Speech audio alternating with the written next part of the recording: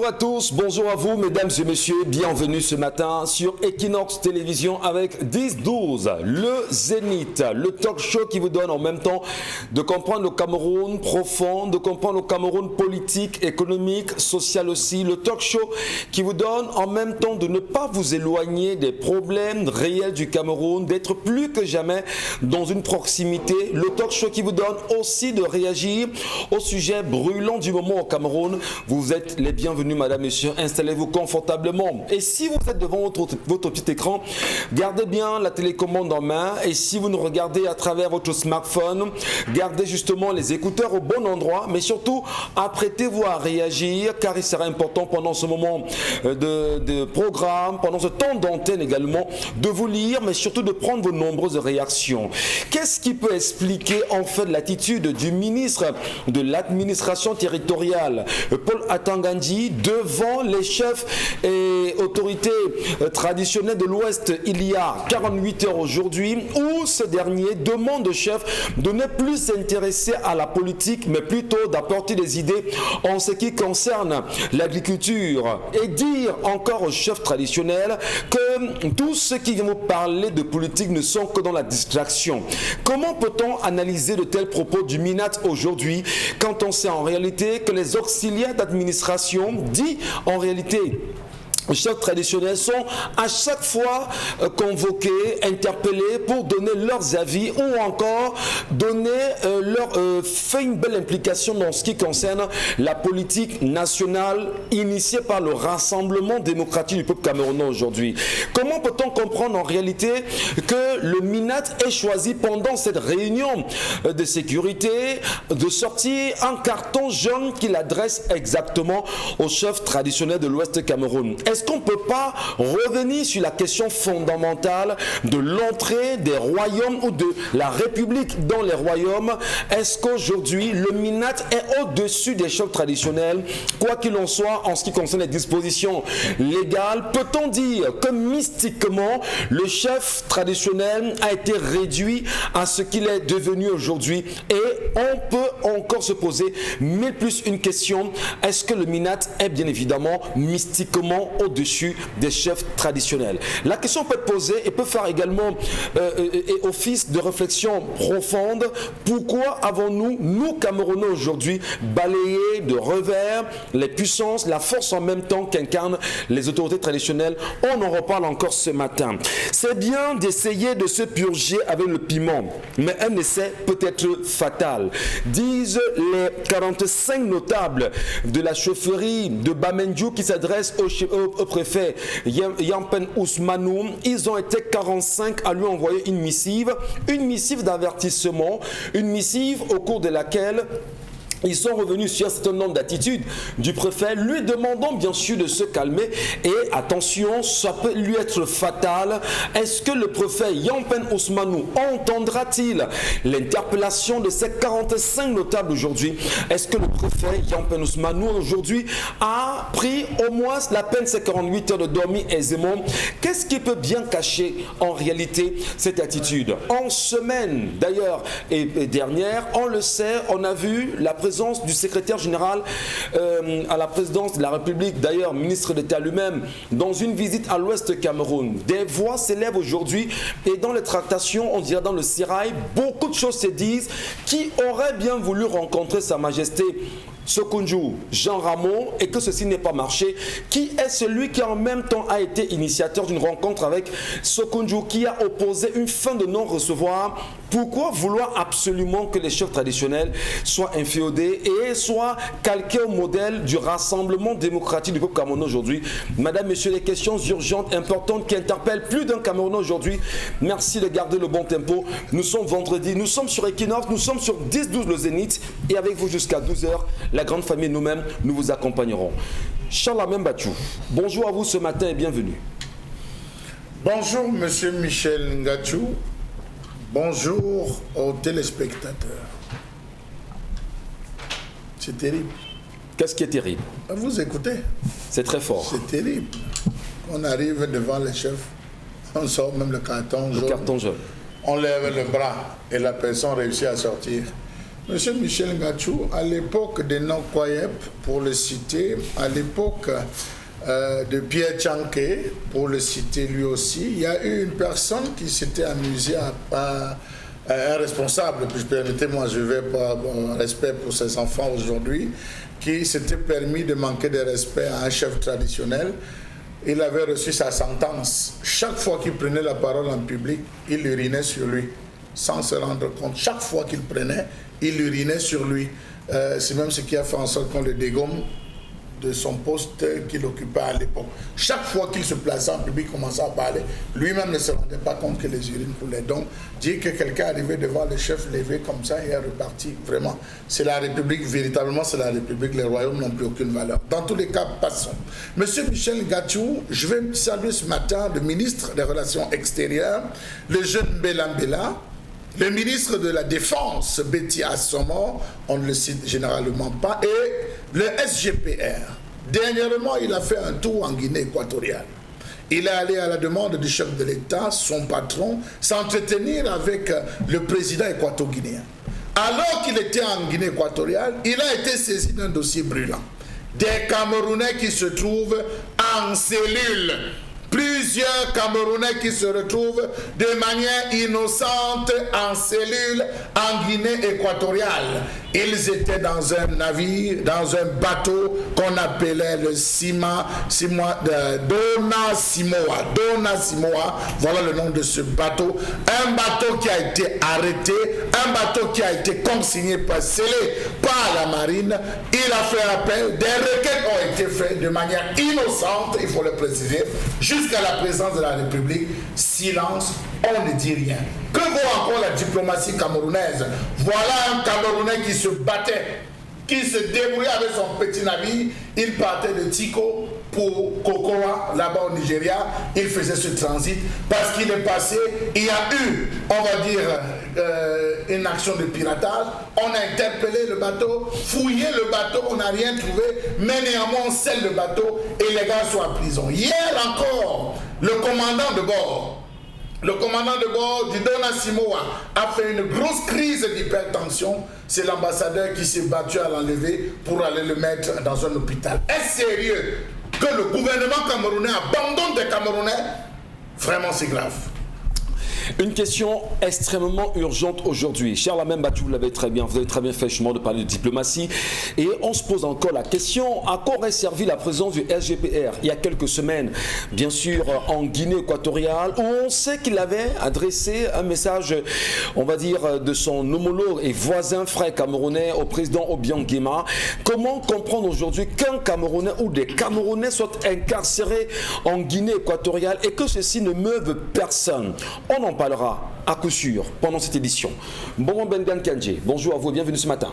Bonjour Monsieur Ngachou Numba, bonjour à vous chers téléspectateurs. Je vais à votre suite, vous deux, pour dire premièrement que en réalité l'autorité traditionnelle africaine se trouve dans une situation, j'allais dire compliquée, entre mettre la main sur la joue, c'est-à-dire en cognant fort sur ses enfants, ou alors laisser faire. Voilà le dilemme dans lequel nous nous trouvons. Bon, les enfants qui viennent hier veulent expérimenter leur force en nous attaquant.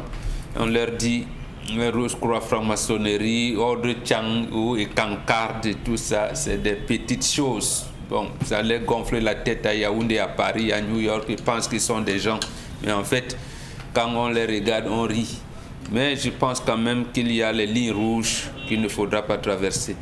Deuxième chose, à votre suite également, moi je vais interroger le ministère de la Défense à votre suite, Charles Hamel. Une réunion avait été convoquée par le ministère des Relations extérieures le 17 décembre dernier, a été reportée au 29 décembre. Mais le représentant du ministère de la Défense, le ministère délégué à la présidence de la République chargé de la Défense n'est pas arrivé. En fait, c'est ce qui complique la situation là-bas.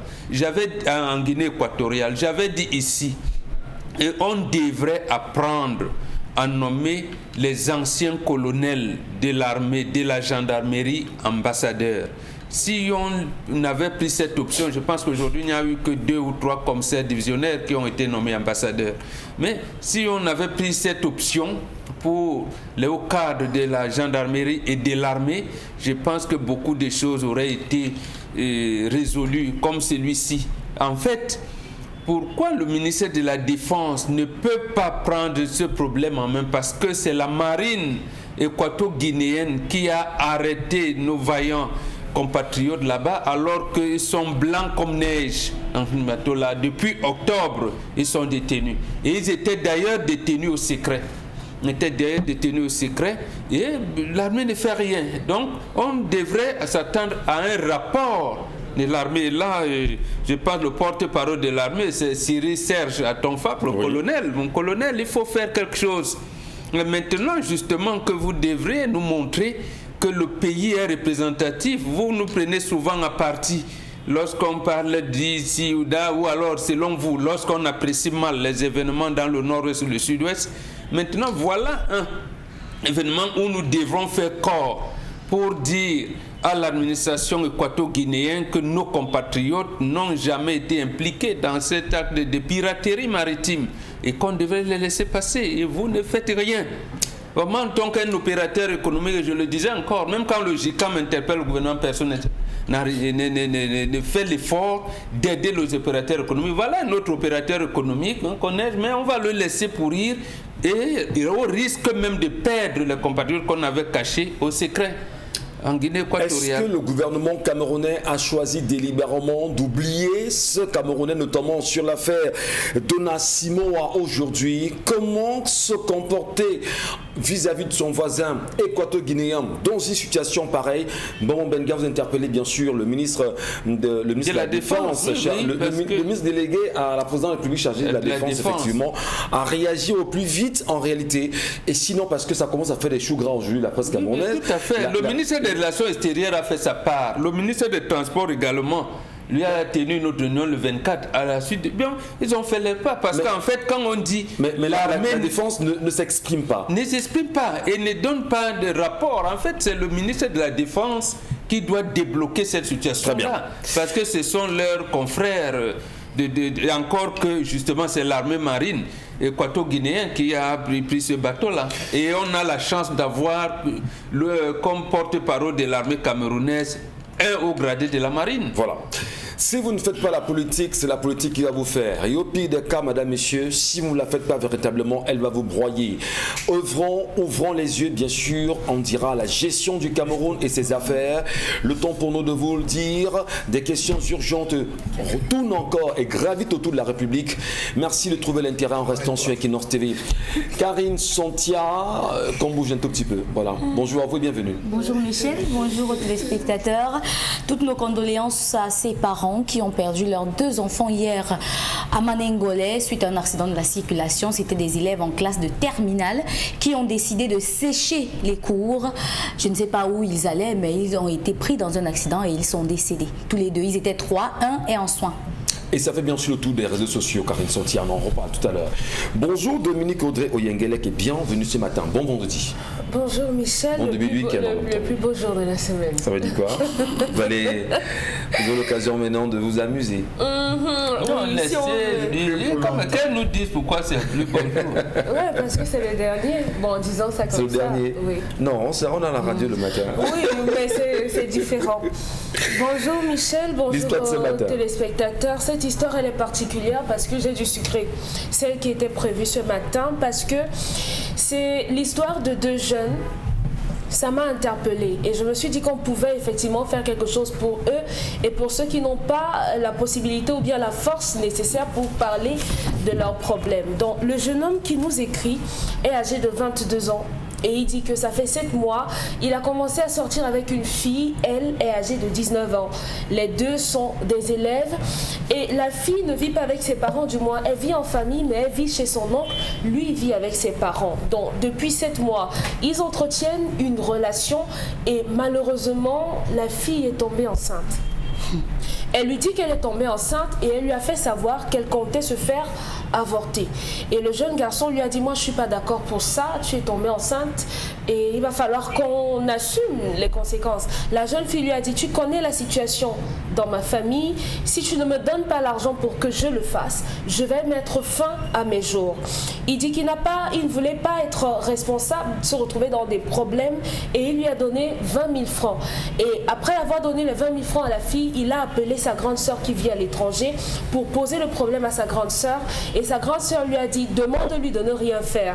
J'arrive au Cameroun dans quelques jours, je vais me rapprocher de sa famille, du moins, je vais prendre la responsabilité de tout, que ce soit au niveau de sa famille, ses études et tout, je vais me charger d'elle, mais qu'elle ne fasse rien de répréhensible. Aujourd'hui, la jeune fille ne veut pas entendre raison et le garçon aimerait qu'on l'aide. On l'aide à trouver les mots justes parce qu'il dit que la fille et lui ils s'aiment, mais elle a envie de commettre quelque chose qu'il ne veut pas. Je lui ai posé la question, est-ce que tu veux vraiment de cet enfant? Il a dit oui, il veut cet enfant de tout son cœur. Donc, il n'a que 22 ans. Oui, il n'est pas si vieux pour faire des enfants. Hein, parce que, oui, mais la jeune fille, je veux dire, elle a 19 ans, elle n'est pas non plus vieille pour faire des enfants à 19 ans. Voilà, donc elle en a fait, aujourd'hui elle n'en veut plus. Alors, la question justement c'est, comment trouver des mots juste pour amener cette petite fille de 19 ans à ne pas commettre l'irréparable? C'est très dangereux quand même. Hyper. Est-ce que vous l'avez au moins dit au garçon, est-ce que cette fille-là sait que faire un avortement peut vous valoir la prison? On est sur la tribune. C'est pour ça que j'ai choisi d'en parler. Parce qu'il y a beaucoup de jeunettes qui le font sans que personne ne le sache. Voilà. Et le font et de façon clandestine. Elles boivent le javel, elles boivent boivent le javel, les potions magiques. Je veux dire qu'il y a tout. Oui, malheureusement, j'avais dit ici qu'il y a certaines mères au quartier qu'on devrait éviter, qui ne devraient même pas parler aux enfants des gens. Mais ces mères-là, vous ne parlez pas à votre mère directement du problème que vous avez.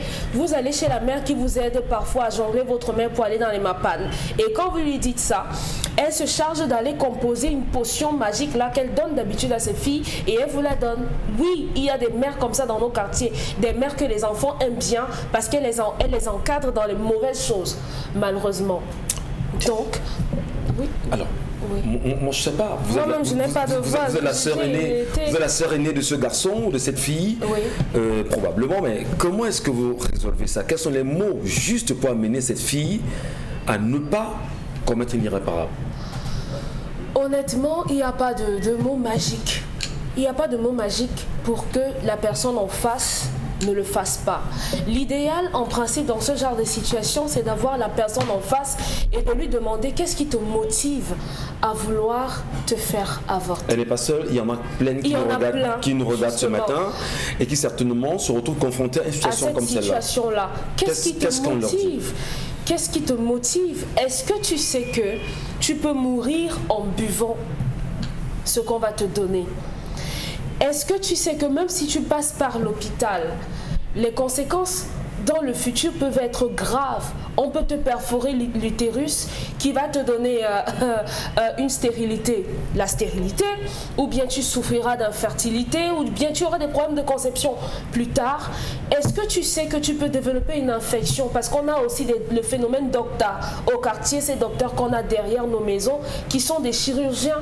Ils vont vous faire un truc là, et après vous allez développer une infection, et après vous allez vous retrouver dans une situation où on va devoir vous faire une ablation des trompes, ou bien on va vous enlever l'utérus parce que ça a pourri de l'intérieur. Et certainement c'est parce qu'elle a voulu, elle ne vit pas avec ses parents et qu'elle a peur des représailles. Mais c'est normal qu'on vous blâme parce que vous avez fait quelque chose de répréhensible. Et c'est pour ça qu'on dit... Mais qui la blâme sur le coup? Personne la blâme, même peut-être son petit ami de 22 ans qui lui dit ne le fais pas peut-être. Non.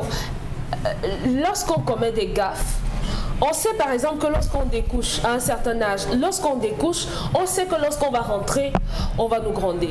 Lorsque vous sortez ou bien vous êtes allé à l'école le matin et que 19h, 20h vous trouve dehors alors que c'est un mercredi et que vous êtes censé rentrer depuis midi, vous savez qu'on va vous blâmer. Donc logiquement, on sait que lorsqu'elle va dire à son oncle qu'elle est tombée enceinte, on pourrait la bastonner parce que certains parents bastonnent les enfants. On pourrait la bastonner, on pourrait la mettre hors de la maison. Elle sait qu'elle aura des représailles. Et justement parce qu'elle pense pouvoir éviter ces représailles-là sur le moment, elle pense à faire cela Mais c'est grave, parce que si aujourd'hui vous mourrez seul et votre oncle va rester, le garçon aussi va rester. C'est un frein d'avoir un enfant alors qu'on est en classe de première. C'est un frein considérable. Votre vie va radicalement changer. Peut-être vous n'aurez plus la possibilité d'aller à l'école parce qu'on vous dira, soit on te paye l'école, soit on s'occupe de ton enfant. C'est à toi de voir. Mais forcément, on va s'occuper de votre enfant. Donc il y a des choix. Vous avez choisi de faire des choses des grands, des choses des adultes, et il y a des conséquences. Donc maintenant, moi, le jeune garçon, je lui dis d'aller voir les parents de la fille. Évidemment. Qu'il aille là-bas. Voilà, oui, qu'il aille dit, voilà, j'ai mis votre fille enceinte, papa, je suis désolé si ce sont les coups de poing, coups de poing donnés, mais votre fille veut se faire avorter et je suis contre. Le parent qui dira, mais où prends-tu le courage pour venir me dire une chose pareille? Vous préférez que je laisse votre fille mourir? Du moins, je vous aurais dit. Non. Parce que c'est la seule solution. Non, c'est pas la place du parent qui va agir pareillement. Et pourtant, il pourrait agir autrement et sauver la vie de sa fille. Le père va agir comme il veut. Mais si le garçon ne veut pas avoir la mort de cette fille sur la conscience, et que, puisqu'elle ne veut visiblement pas écouter ni la grande sœur, ni l'auteur de la grossesse, qu'il aille voir l'oncle de la fille avant qu'elle ne commette l'irréparable. Et les conséquences seront ce qu'elles seront, mais au moins les deux seront vivants pour assumer les conséquences de leurs actes. Est-ce qu'on peut dire, Karine Sonsa, que ce n'est que 9 mois seulement, je dis bien seulement, avec beaucoup de modération, ce n'est que 9 mois, avoir un enfant, le garder, au bout de 9 mois, on l'accouche.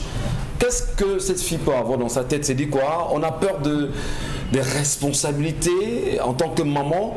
Est-ce qu'à 22 ans, on est assez vieille pour faire des enfants? Elle a 19 ans. À 19 ans, effectivement, on est assez vieille pour faire des enfants, au point de vouloir avorter, Karine. Est-ce qu'elle vous a dit que son problème, c'est qu'elle est jeune? C'est pas ce que la fille dit. Elle vous a dit que tu connais les conditions dans lesquelles je vis. Son problème, c'est pas qu'elle est jeune. Elle n'a pas dit qu'elle est trop jeune pour avoir un enfant. Quand on est jeune, quand on se considère jeune, on ne fait pas le jeu de papa et maman. Quand vous êtes jeune, ne faites pas ça. Ou alors, si vous voulez le faire, il y a tellement de méthodes contraceptives pour éviter les infections sexuellement transmissibles et les grossesses non désirées. Vous ne pouvez pas y aller sans protection et penser que ce qui va entrer sera l'enfant et que c'est la malchance. C'est pas possible. L'enfant n'a même pas la malchance dans ce genre de cas. Elle a beaucoup de chance. Imaginez que ce petit garçon de 22 ans, parce qu'on sait qu'ils sont très jeunes aujourd'hui à entrer dans la vie sexuelle, imaginez que ce garçon de 22 ans était quelqu'un de très volage et qui avait chopé une infection et que c'est l'infection que cette fille avait au même moment où elle est enceinte. Elle allait parler de quoi en même temps? Elle est en train de parler de quoi? C'est que là maintenant elle devrait être en train de se gratouiller de partout à cause des infections. Donc je ne vois même pas où se trouve le problème. Les jeunes filles d'aujourd'hui, elles ont plus peur de tomber enceinte que de choper les maladies. Et pourtant vous pouvez mourir avec une maladie alors que la grossesse ça va durer 9 mois et après vous accouchez normalement, sauf si elle est vraiment une grossesse délicate ou difficile. Qu'est-ce qu'elle peut bien craindre, Karine? C'est-à-dire, ce qu'elle craint, c'est le matu vu. Non, au-delà du matu. Mais quand elle dit que tu connais bien la condition de ma famille, forcément la famille... Un enfant qui connaît... C'est pour ça que je vous ai dit tout à l'heure que les responsabilités qu'on a attribuées aux parents lorsque les enfants font certaines erreurs, là, moi, je ne supporte pas ça. Vous voyez une jeune fille qui sait, elle vous dit qu'elle sait dans quelles conditions ses parents vivent. Elle a un petit ami, mais quand elle veut aller au lit avec lui, elle n'insiste pas sur les protections. Elle n'insiste pas sur les méthodes contraceptives, sur rien du tout. Ça veut dire qu'elle est hautement responsable. Elle a 19 ans. Les enfants de 16 ans ont les enfants, ceux de 14 ans ont les enfants. Elle qui a 19 ans là, elle pense qu'elle est trop quoi? Elle connaît les conditions dans lesquelles elle vit. Et en principe, c'est aux femmes d'obliger les hommes à se protéger, de se protéger elle-même. Il y a déjà des préservatifs féminins. Je ne sais pas pourquoi ils n'utilisent pas si le garçon ne veut pas. Ce n'est que 100 francs, ça ne coûte rien du tout. Je dis ça ne coûte rien du tout. On les distribue même gratuitement. Elle n'achète pas, elle n'utilise pas, elle n'oblige pas le garçon. Maintenant, elle vient nous dire qu'elle veut avorter. Vous sa négligence, elle peut avoir pire que ça. Oui, elle aurait pu avoir pire. Elle est très négligente. Et elle ajoute à ça de la naïveté. Je n'arrive pas à comprendre comment elle fait. Maintenant, elle dit qu'elle veut avorter. Ça devient genre comme le chantage. Si elle veut avorter, qu'elle y aille avec son argent, que le garçon ne donne pas de l'argent pour qu'on aille faire une bêtise. Qu'elle aille commettre un crime, il ne faut pas qu'il... Parce que là, il sera complice. Il ne faut même pas. Si elle veut le faire, qu'elle y aille elle-même, que le garçon ne sache même rien. Je vais avorter, si tu ne me donnes pas de l'argent, je vais me suicider. Oui. Alors, est-ce que le gars dirait, est-ce que lui dit, va te tuer si tu veux? Oui, parce que cette jeune femme, on ne fait pas le chantage aux gens. Ouais. Elle fait le chantage avec la grossesse. Qu'est-ce qui lui dit que l'enfant là même, à cause de ce qu'elle dit, peut arriver à terme? Les enfants sentent les mauvaises vibrations. Oui. Ils sentent les mauvaises vibrations. Quand ils sentent qu'ils viennent dans un monde où ils ne seront pas acceptés, ils sont capables de partir ou de partir avec vous. Donc, dans cette situation, cette jeune femme, elle devrait revenir à de meilleurs sentiments et que le garçon, il aille dire à ses propres parents qu'il ne s'arrête pas à dire à sa soeur. Parce que le tout n'est pas de prendre soin de la fille, vraiment pas du tout. Il faut qu'il dise d'abord à ses parents, à lui, maman, papa, il y a eu telle chose, telle chose, telle chose. Et que les parents voilà ce que la fille veut faire et moi, je ne veux pas. Très bien. Voilà. Donc, maintenant, ils prendront une autre décision. Merci beaucoup, Karine. Je voudrais insister sur les méthodes contraceptives. Charles Amen Bachou, pour la jeunesse qui nous regarde ce matin, sont faux fils justement d'utilisateurs des méthodes qui sont un peu connues. Et on a qui me disent qu'à l'époque, quand même, quand on le faisait, on mettait du sel dans l'eau. On met du sel dans l'eau et puis on fait boire du sel. Il y en a qui aujourd'hui prennent des sachets de whisky. Il y en a qui aujourd'hui prennent. Il y a quoi d'autre? Il y a tellement de méthodes. Si l'enfant veut rester avec toutes les méthodes, là, il va. Non, simplement dire que est-ce qu'on ne doit pas tout de suite interpeller la jeunesse qui nous regarde sur les méthodes, sur la méfiance, sur l'attention à avoir sur son corps, sa sexualité, afin de ne pas tomber dans le pareil-travers, M. Mbachou Chalamel? Derrière chaque responsabilité, il y a un grand pouvoir. C'est à chacun de savoir mesurer les conséquences de ce pouvoir et d'en utiliser très peu. Je vous ai répondu. Monsieur Michel Ngachou, comment aimer la nourriture et ne pas souffrir des problèmes gastriques? Dépassé. Comment aimer l'alcool et se plaindre de l'ivresse? Mais elle aime sexer. Elle aime sexer. Oui, monsieur Michel, elle aime sexer, elle a pris goût. Elle n'aime pas malgré le fait qu'elle connaissait que la condition familiale était, elle a dit, je m'en fous des belles. Ça sort comme ça sort. De mon père, je m'en fous. Elle fonce. Pourquoi je vais venir donner conseil maintenant? Non. Elle aime sexer. Son gars est un assassin. Celui qui se plaint est un assassin. Il a donné 20 000. Il n'a pas donné. Il a donné 20 000. Il a donné 20 000. Il a donné 20 000. C'est un assassin. Donc il voulait faire ça face à votre. Et pourquoi il... Non, c'est pas résistant. Il a donné 20 000. C'est un assassin. Et il connaît le montant. Il connaît le montant. Le vrai montant. J'ai dit qu'il connaît le montant, monsieur Michel. Il donne 20 000. 15 000 à un mois. Sa soeur lui a dit que qu'elle attend. 15 000 pour un mois et 5 000 de médicaments relais. Ça fait 20 000. Donc il a donné. Ça, j'ai mené une enquête là-dessus, sur les stratégies d'avortement, j'ai fouillé, je connais, donc il a donné ça. Moi, c'est 30 000. Donc tout ce qu'il est venu raconter, tout ce qu'il t'a dit, Dominique Audrey, vraiment, il t'a emballé et tu es tombé. Bon, pourquoi il vient d'en dire? Oui, mais il a donné 20 000. C'est parce qu'elle a dit que... Elle va se tuer. Oui, si elle fait meurt, c'est pas un problème. La terre en a besoin. Il faut faire utiliser la terre, je suis désolé. On a besoin. Monsieur Michel Ngachou, je m'attendais à ce que... Vous n'êtes pas cruel là, monsieur Il le faut pour elle. Si monsieur Michel Ngachou, parce que quand une personne prend sur elle de dire qu'elle veut se tuer, il faut l'aider. Creuser la tombe. Il faut être dur avec elle. Creuser la tombe, monsieur Michel Ngachou. Je m'attendais à ce que dans tout le discours, Dominique Audrey nous dise que ma grand-mère, et ma grand-mère, elle n'a pas parlé de sa grand-mère, mais elle a parlé d'elle, Dominique Audrey Oyengale. Or, si en ce moment, monsieur Michel Ngachou, que des expressions comme celle-là, de grand-mère doivent sortir, parce qu'on s'intéresse. Chez les Bantous, quand une fille a 15 ans, on la met sous la coupole d'une grande sœur. Sous la coupole d'une grande sœur. Lorsqu'on sent qu'un enfant est en train déjà de s'émanciper, on cherche une vieille fille au quartier, on lui donne qu'elle l'initie à la sexualité. C'est une école. Les vrais Bantous n'ont pas connu les filles de leur âge, mais des filles plus matures qui les initient à la sexualité. Je pense que Bob prendra la peine de vous expliquer cela, monsieur Michel Ngachou. Voilà une jeune fille dont qui a choisi M. Michel Ngachou, s'est levé, fait fi, elle connaît les conditions, papa lui a dit va à l'école, fais l'école, étudie, tu auras le temps. Voilà ce que je dis. Si tu ramènes une grossesse, tu n'entres pas chez moi. Si tu fais ci, il y a des conditions. Pour ça, je suis en train de spéculer de famille. Elle le sait. Chez nous, on n'entre pas avec une grossesse. Si tu rentres avec une grossesse, automatiquement, tu dois te marier. Est-ce que la fille, lorsqu'elle s'engageait avec ce garçon, convolait dans sa sincérité, avec le cœur vis-à-vis de ce garçon? Pourquoi au moment où elle décide de prendre, elle prend une grossesse, elle se souvient que son père lui a dit, sa mère lui a dit, son grand frère lui a dit non. Je pense que... Conclusion, elle aime sexer.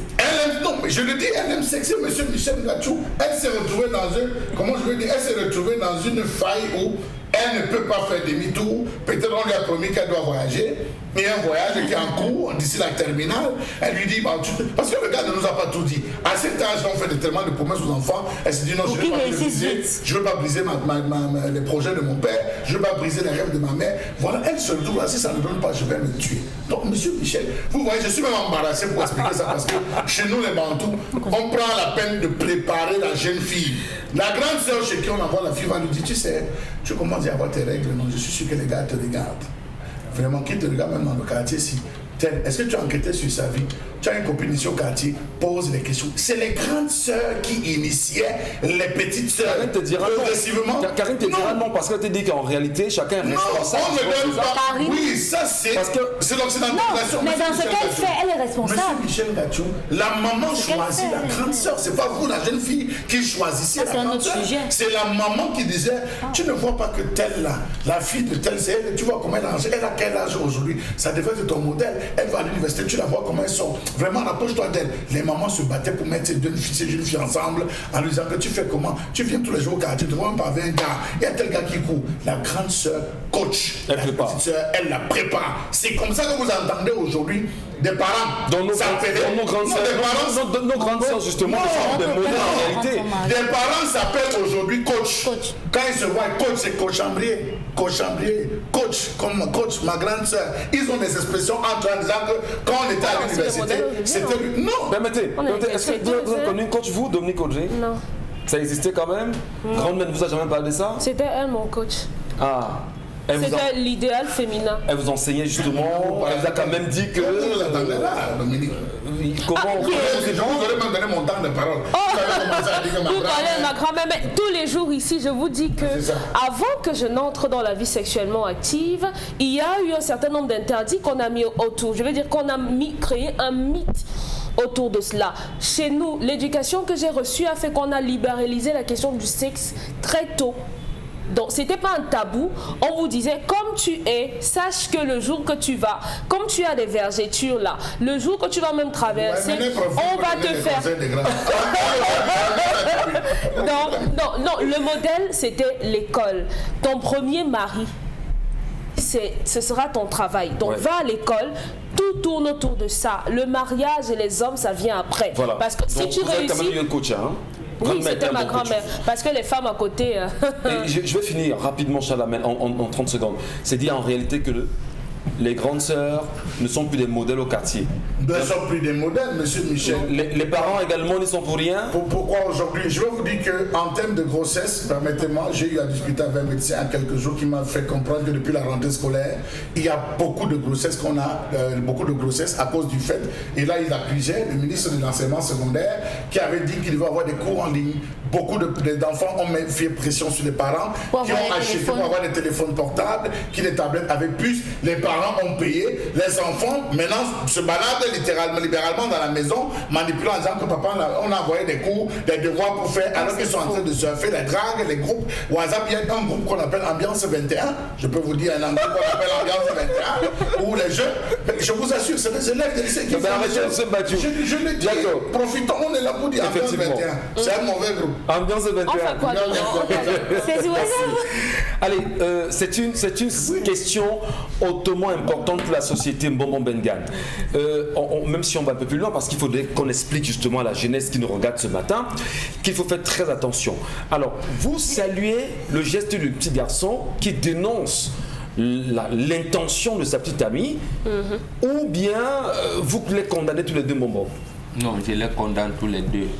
Mais je condamne davantage la société d'aujourd'hui. Oui. Société d'aujourd'hui qui s'est tellement occidentalisée qu'on a oublié. En fait, il y a un délitement de valeurs morales. Je suis obligé de revenir là dans ce qu'on appelle la spiritualité africaine, la religion africaine. Quand vous entendez parler des 42 lois de Math, bon, les gens vous ont dit, ah, ils croient à plusieurs dieux, il y a tel. Non, ça c'était des principes ontologiques pour, pour parvenir à l'épanouissement de l'homme. C'est ce que la grand-mère de Audrey disait. C'est qu'on utilise les formes imagées quelquefois, mais en peinant sur vous. Parce qu'on observe des vergetures et tout. Quand on commence à observer la fille, quand elle commence à avoir les citrons sur la poitrine, ainsi de suite. Et là, de la même manière que votre maman ne vous accompagne pas au mariage, de la même manière que c'est quelqu'un d'autre. Lorsque votre maman allait en mariage, on lui donnait une fille qu'elle allait initier, soit de sa propre famille biologique ou de la famille de l'homme. C'est comme ça que ça se faisait, et nous vous disons toujours ici que le salut n'est pas individuel, il est collectif. C'est ça. Or, aujourd'hui, on vous dit, il n'y a que Dieu, le mariage c'est Dieu. Quand on commence à vous inculquer ça dès la catéchèse, là, quand vous êtes au cours élémentaire 2, vous voyez comment on vous dérègle, parce qu'on vous dit que vos religions, là, vous mentez, vous tous. Ça commence par là. Papa dit, et tu n'as pas vu le catéchisme, vous avez manqué la catéchèse. Vendredi, allez, vraiment, quand vous n'avez pas lisé la Bible, des choses incongrues. Où l'enfant va affronter le monde. La curiosité de l'enfant sera encadrée comment? La civilisation occidentale ne sait pas ça. C'est pour ça que nous vous disons, un enfant de 9 ans en France, aux États-Unis, peut appeler la police parce que papa a grondé, parce que maman a grondé. Et on vous dit, quand tu demandes à un enfant de te donner de l'eau, à 6 ans, il dit, s'il te plaît, donne-moi de l'eau. Donc, c'est là. Donc ici, je condamne les deux, mais je comprends le garçon. Il ne veut pas que sa copine se suicide. Donc, il serait donc mieux, il y a 3 variantes là. D'abord, dire à la copine que non, ma tante qui vient là va t'aider, elle m'a promis, même si c'est un mensonge. Oui.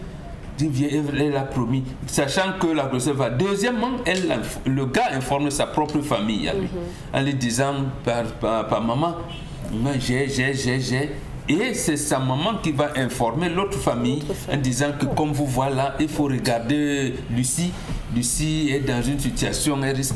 C'est ça qui, le comportement occidentalisé qui a amené les enfants à aller chez les docteurs.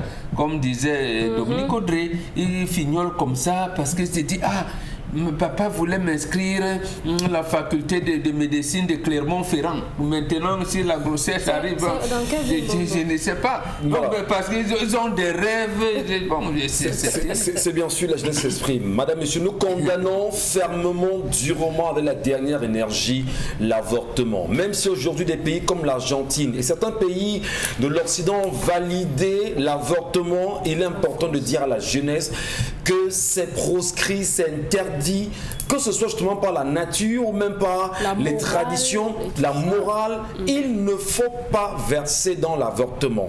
Si vous enceintez une fille, garçon, prenez le courage de lui dire, s'il te plaît, n'avorte pas, garde l'enfant, parce que chaque enfant, justement, c'est un bonheur.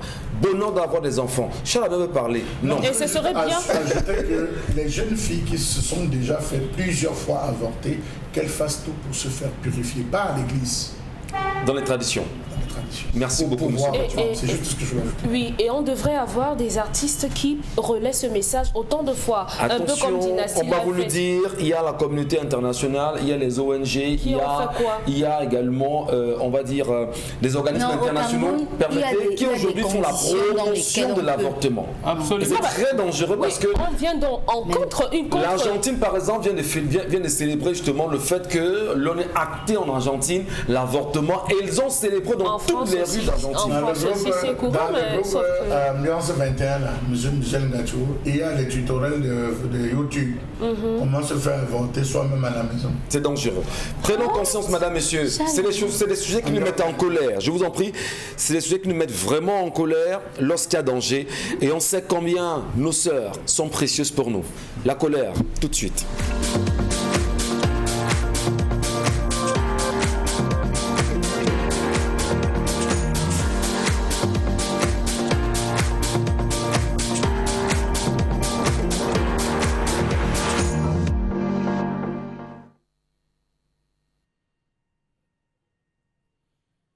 Je m'interroge ce jour sur la question de la mauvaise gestion des gares routières dans ce pays.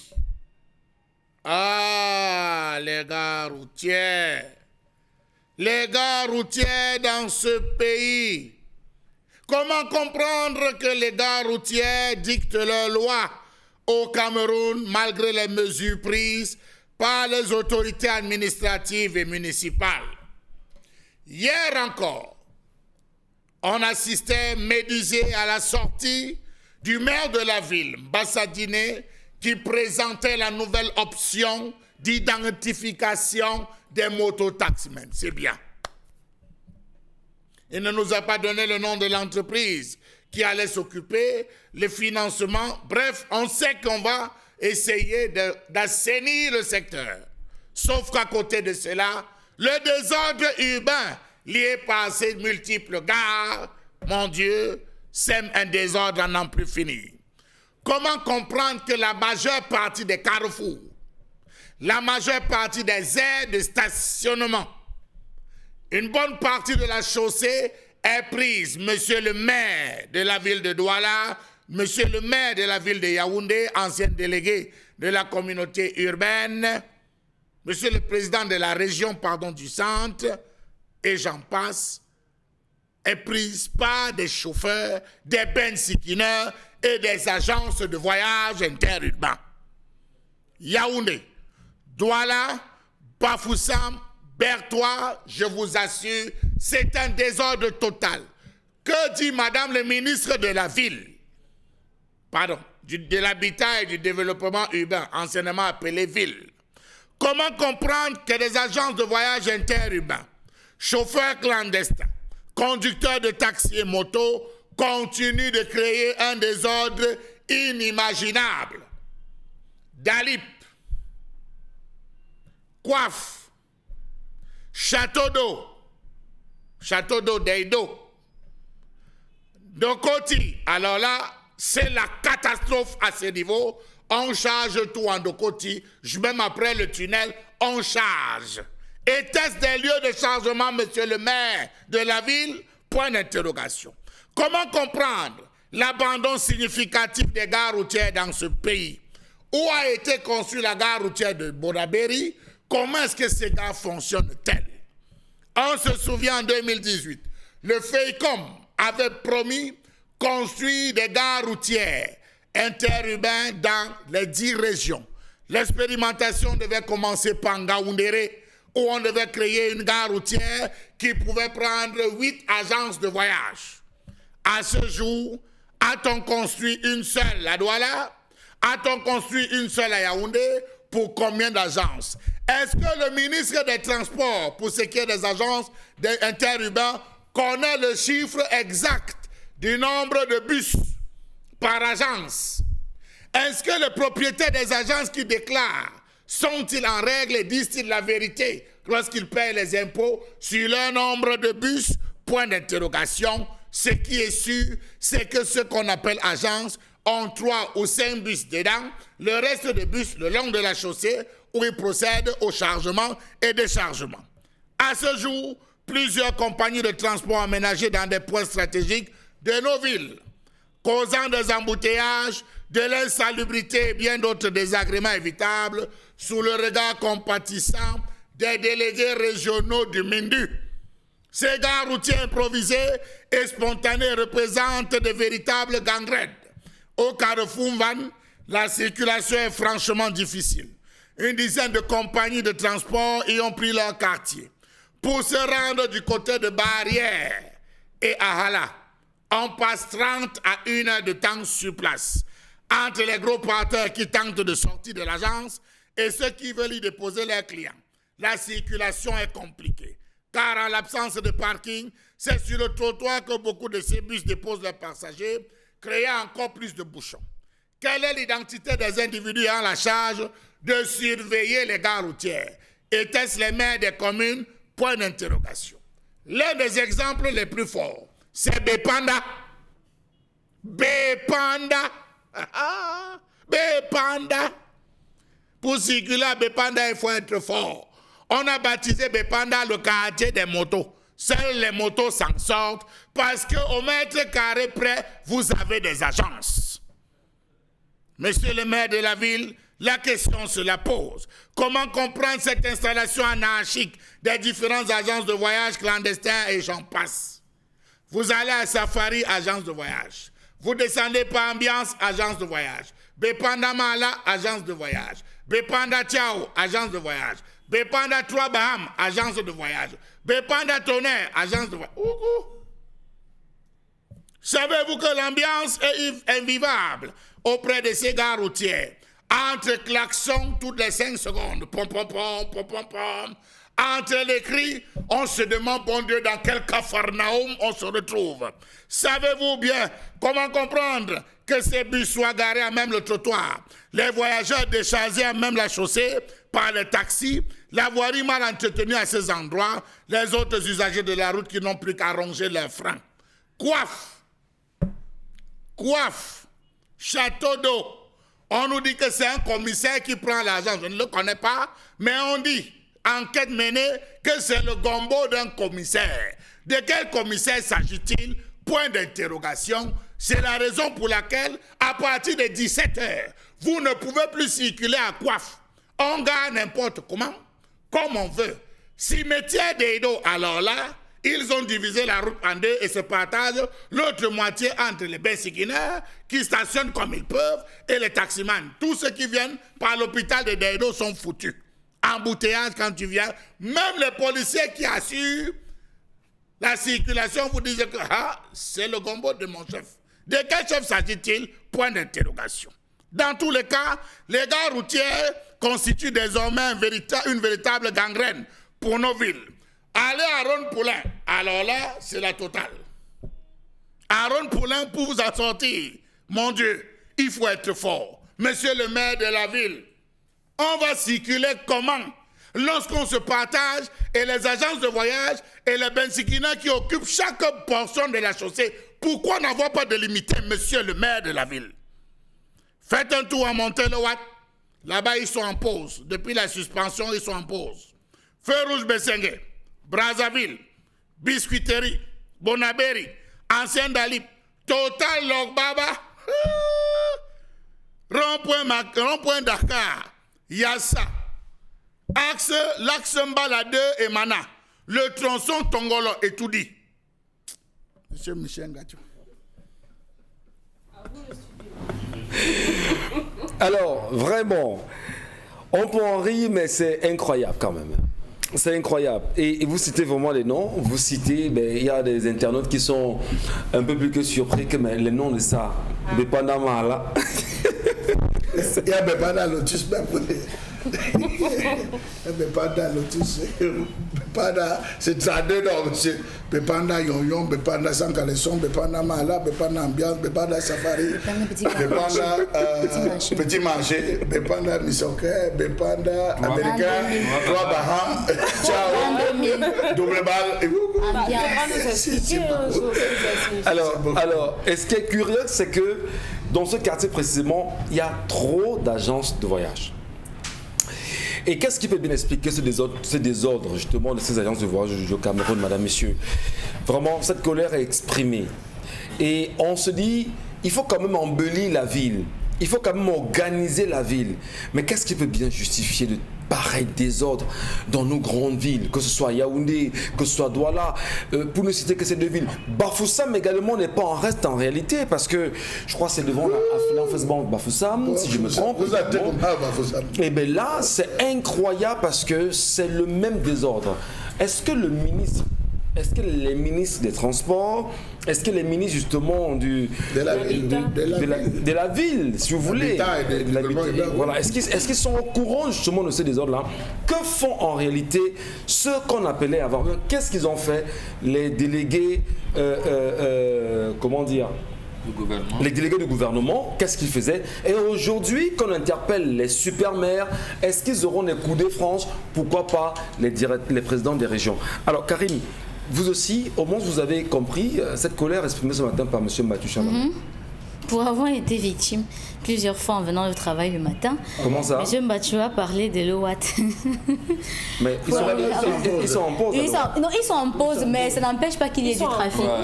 Ça n'empêche pas qu'il y ait du trafic, je suis vraiment désolée. Le portail est fermé, mais on ne voit pas les bus, donc excusez-moi, je ne sais pas comment on fait pour savoir qu'ils sont en pause. Je suis en train de dire ce que j'ai vu. Pour avoir été victime, entendu, donc je n'ai pas écouté. Voilà. En fait, qu'est-ce que vous avez vu à l'OAT? Ce que vous voyez quand vous sortez tous les matins, c'est que il y a les jours comme le lundi, le mercredi, le vendredi parfois. Quand vous allez au travail à 6h, c'est là où les bus garent pour décharger les passagers qu'on a pris la veille. Et après, quand ils garent, ils occupent d'abord toute la route. Quand on ouvre la soute à bagages, on ouvre ça du côté de la route, donc ça prend d'abord une bonne partie, puisque la route est à circulation à 200, ça prend d'abord une bonne partie. Les benzineurs sont obligés de monter sur le terre-plein. Les benzineurs gardent pour prendre les bagages. Pour prendre les bagages, oui, c'est vrai. Oui, pour arracher les sacs. Donc, ils se placent de côté là, ils attendent que les clients sortent. Personne, donc on se fout de savoir s'il y a des véhicules qui arrivent, s'il y a même les piétons. Et on peut même avoir la chance que Isaac Kamé est en train de... Voilà, imaginez. Donc, quand il gare et que vous passez, quand on finit, vous voyez, quand on finit, le bus finit, il faut que les gens qui sont sortis du bus déguerpissent pour que le bus puisse passer. Le temps que le bus prend maintenant pour tourner, je vous assure, et vous pouvez faire peut-être même 10 minutes là et être en retard au travail. Vous savez qu'avec l'heure, ça ne blague pas. Et quand il tourne de l'autre côté, à peine il est quitté, qu'un autre bus vient garer. Donc, en fait, c'est une gare routière. Pourtant, de ce côté-là, il y a 4 gares routières, si je ne me trompe pas. Il y a 4 à cet endroit qui ont des espaces. Sauf que des espaces, c'est comme si c'était pour garer des taxis. C'est très réduit, c'est petit, ça ne peut pas prendre 4 bus, par exemple. Et pourtant, c'est des agences qui font beaucoup de trafic. Les bus sont toujours pleins quand on gare, mais il n'y a pas d'espace. Dans un simple couloir, le petit couloir qui tourne pour arriver à l'entrée de la gare de Bessenguer, là-bas, il y a déjà 2 agences. Maintenant, quand vous voulez monter, il y a une agence de l'autre côté et là-bas, les espaces sont toujours réduits. C'est maximum 3 bus si on force. Mais il y a toujours 2 à l'intérieur qui entrent. Les 2 autres longent ici. Maintenant, ceux qui ne peuvent pas entrer là-bas prennent l'autre côté de la route. Certains prennent la descente là. Donc vous êtes foutus quoi quand vous arrivez là-bas le matin. J'ai l'impression que vous n'avez jamais fait un tour à Brazzaville le vendredi. Attendez que je vous explique. Quand vous quittez de là, vous arrivez par exemple à Makepe Misoke. Il y a un endroit où on charge encore là-bas. Mais depuis qu'on veut faire le goudron de ce côté-là, M. Mathieu, ça n'arrive pas. Le côté de la chaufferie. Oui. Voilà. C'est là où on charge. Là-bas. Voilà, là-bas c'est la mort. Quand vous arrivez là-bas, il n'y a pas de site pour garer. Donc, il n'y a pas de site pour garer. Quand vous arrivez là-bas, on vous demande si vous voulez. Voilà. Fondanera, Tcham, Fotomena, Foreke, et tout dedans. Falaise, tout l'axe. Et là-bas, c'est en route qu'on vous tacle. Ouais. On tacle le client. On ne veut pas savoir s'il y a quelqu'un qui passe avec son véhicule ou bien si vous êtes à pied ou bien... Parfois même vous passez, les chargeurs portent, vous avez un bébé sur vous, ils arrachent le bébé pensant que vous êtes en train de voyager. On peut le dire, non, je ne voyage pas, je continue. Donc, quand vous avez fini de voir tout cela, vous arrivez maintenant à Bepanda Toné. Là-bas, il y a une seule agence qui a un espace où on peut garer. Donc, mais pourtant, c'est là-bas que tous les doualets voyage pour aller à l'ouest, genre Menoir et puis Bamboutos. Donc là-bas, à Bepanda Tonnerre, quand vous arrivez, c'est un carrefour qui est pris de tous les côtés. Si vous quittez de Fongoudon de Fosso pour Bepanda Tonnerre, vous allez voir les agences. Vous prenez la première rue, vous prenez la deuxième rue, sur le côté gauche, vous allez voir les agences rangées. Il n'y a pas de site pour garer, on gare en route. Donc s'il y a les pavés là-bas, c'est encore une chance. Voilà, les chances. Oui, c'est une chance. Voilà. Maintenant, s'il y a l'éclairage, c'est encore bien. Parce que s'il n'y a pas l'éclairage, on continue continuer à travailler. On va poursuivre justement, on va vider cette colère dans un instant, madame, monsieur. Vous aussi, laissez-nous vos appréciations. Comment saluez-vous les ministres de la ville, si on peut le dire ainsi, notamment madame Cortez-Quechua et le ministre du Transport? Le ministre du Tourisme et des Loisirs. Aussi. Dedans, oui. Finalement, le gouvernement est interpellé. On en reparle, On madame, l'appelle monsieur. même pas souvent.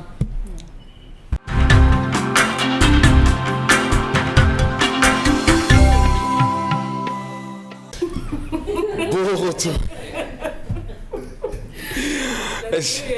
Ben, écoutez, c'est tellement vrai, c'est tellement proche. Non, on s'écoute en même temps. Alors, merci à vous, madame, messieurs. Hein. C'est la grande famille, c'est le vendredi en même temps. Et puis, on tente de bien comprendre le désordre urbain et interurbain. Bon, interurbain, non. Urbain, beaucoup plus. Interurbain aussi, Hein? urbain. Interurbain et urbain, monsieur Bachou. Tout ça se passe dans la ville. Voilà. On tente justement de comprendre ce qui se passe aujourd'hui avec les agences de voyage et les gares routières qui sont créées un peu de partout sans réel fondement. Alors, il y a quand même que le FECOM, en 2018, avait reconnu et avait déclaré qu'il devait créer les agences de voyage et même les gares routières. Les gares routières, justement, au Cameroun. Notamment à Douala, où il faut quand même reconnaître, M. Mbachou, que Douala est une ville extrêmement compliquée. Au-delà, l'incivisme qui règne. Monsieur Michel, je ne peux pas être d'accord.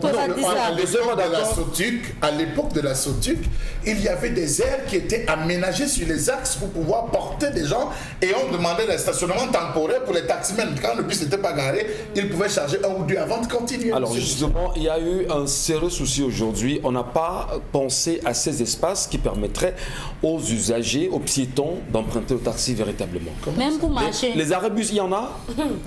C'est notre faute. C'est le maire de la ville. C'est au maire de la ville. Je dis maire de la ville. Vous êtes délégué du gouvernement.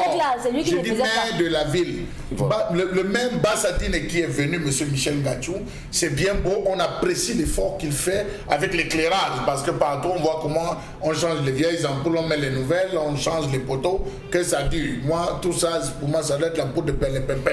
On doit continuer. Monsieur Michel, on doit aménager les aires pour permettre aux taximens, aux bensikinas surtout. Je dis, vous ne pouvez pas circuler. Un petit rond pour les bensikinas sont pas. Calmez la colère sur la main. Dominique Audrey, justement, la parole sur la question. Je vous en prie, Dominique Audrey. Il met les organes. Hein? Il y a de quoi. Il est très en colère. On est victime. Non, mais c'est pas comme si je prends l'avion. Hein, qu'est-ce que vous vivez, vous constatez quoi concrètement au quotidien? Moi, je prends un quartier comme Mbopi. Non, la zone de Mbopi. Comment est-ce qu'on circule à Mbopi, à Douala? Bon, vous voulez savoir quoi? Vous avez vu les agences de voyage qui sont en Mbopi? Est-ce qu'on circule en Mbopi aisément sans faire au moins 30 minutes dans une voiture plus grave? Même sur la moto, vous faites autant de temps à Mbopi, précisément. La route est dans quel état? Dominique Audrey. Asia Michel. Moi, je vais parler de là où je connais, que je maîtrise, Niki Mokolo. Agence de voyage. Non, la gare routière justement, de Niki Mokolo. Effectivement. Non, on a créé une gare routière en face de Niki pour aller en Colbison, usine des eaux, Oyemaban, etc. Colbison, Femenon, Dagobert. On a Tangnambala aussi. Mvok à Tanganambala. Non, ça a déjà été. Ils ont été chassés. Mais en fin de soirée. Définitivement. Mais en fin de soirée, ils sont là quand même. On a Messassi aussi. Messassi précisément, à quel endroit? Il y a Emana. Non, pas Emana. Il y a Emana également. Emana. À quel niveau Emana? Je cherche. Mobile. Mobile Emana. Mobile Emana, effectivement, pour aller à Obala. Je sais pas, il y a pour aller à Obala, effectivement. Comme tout. Obala.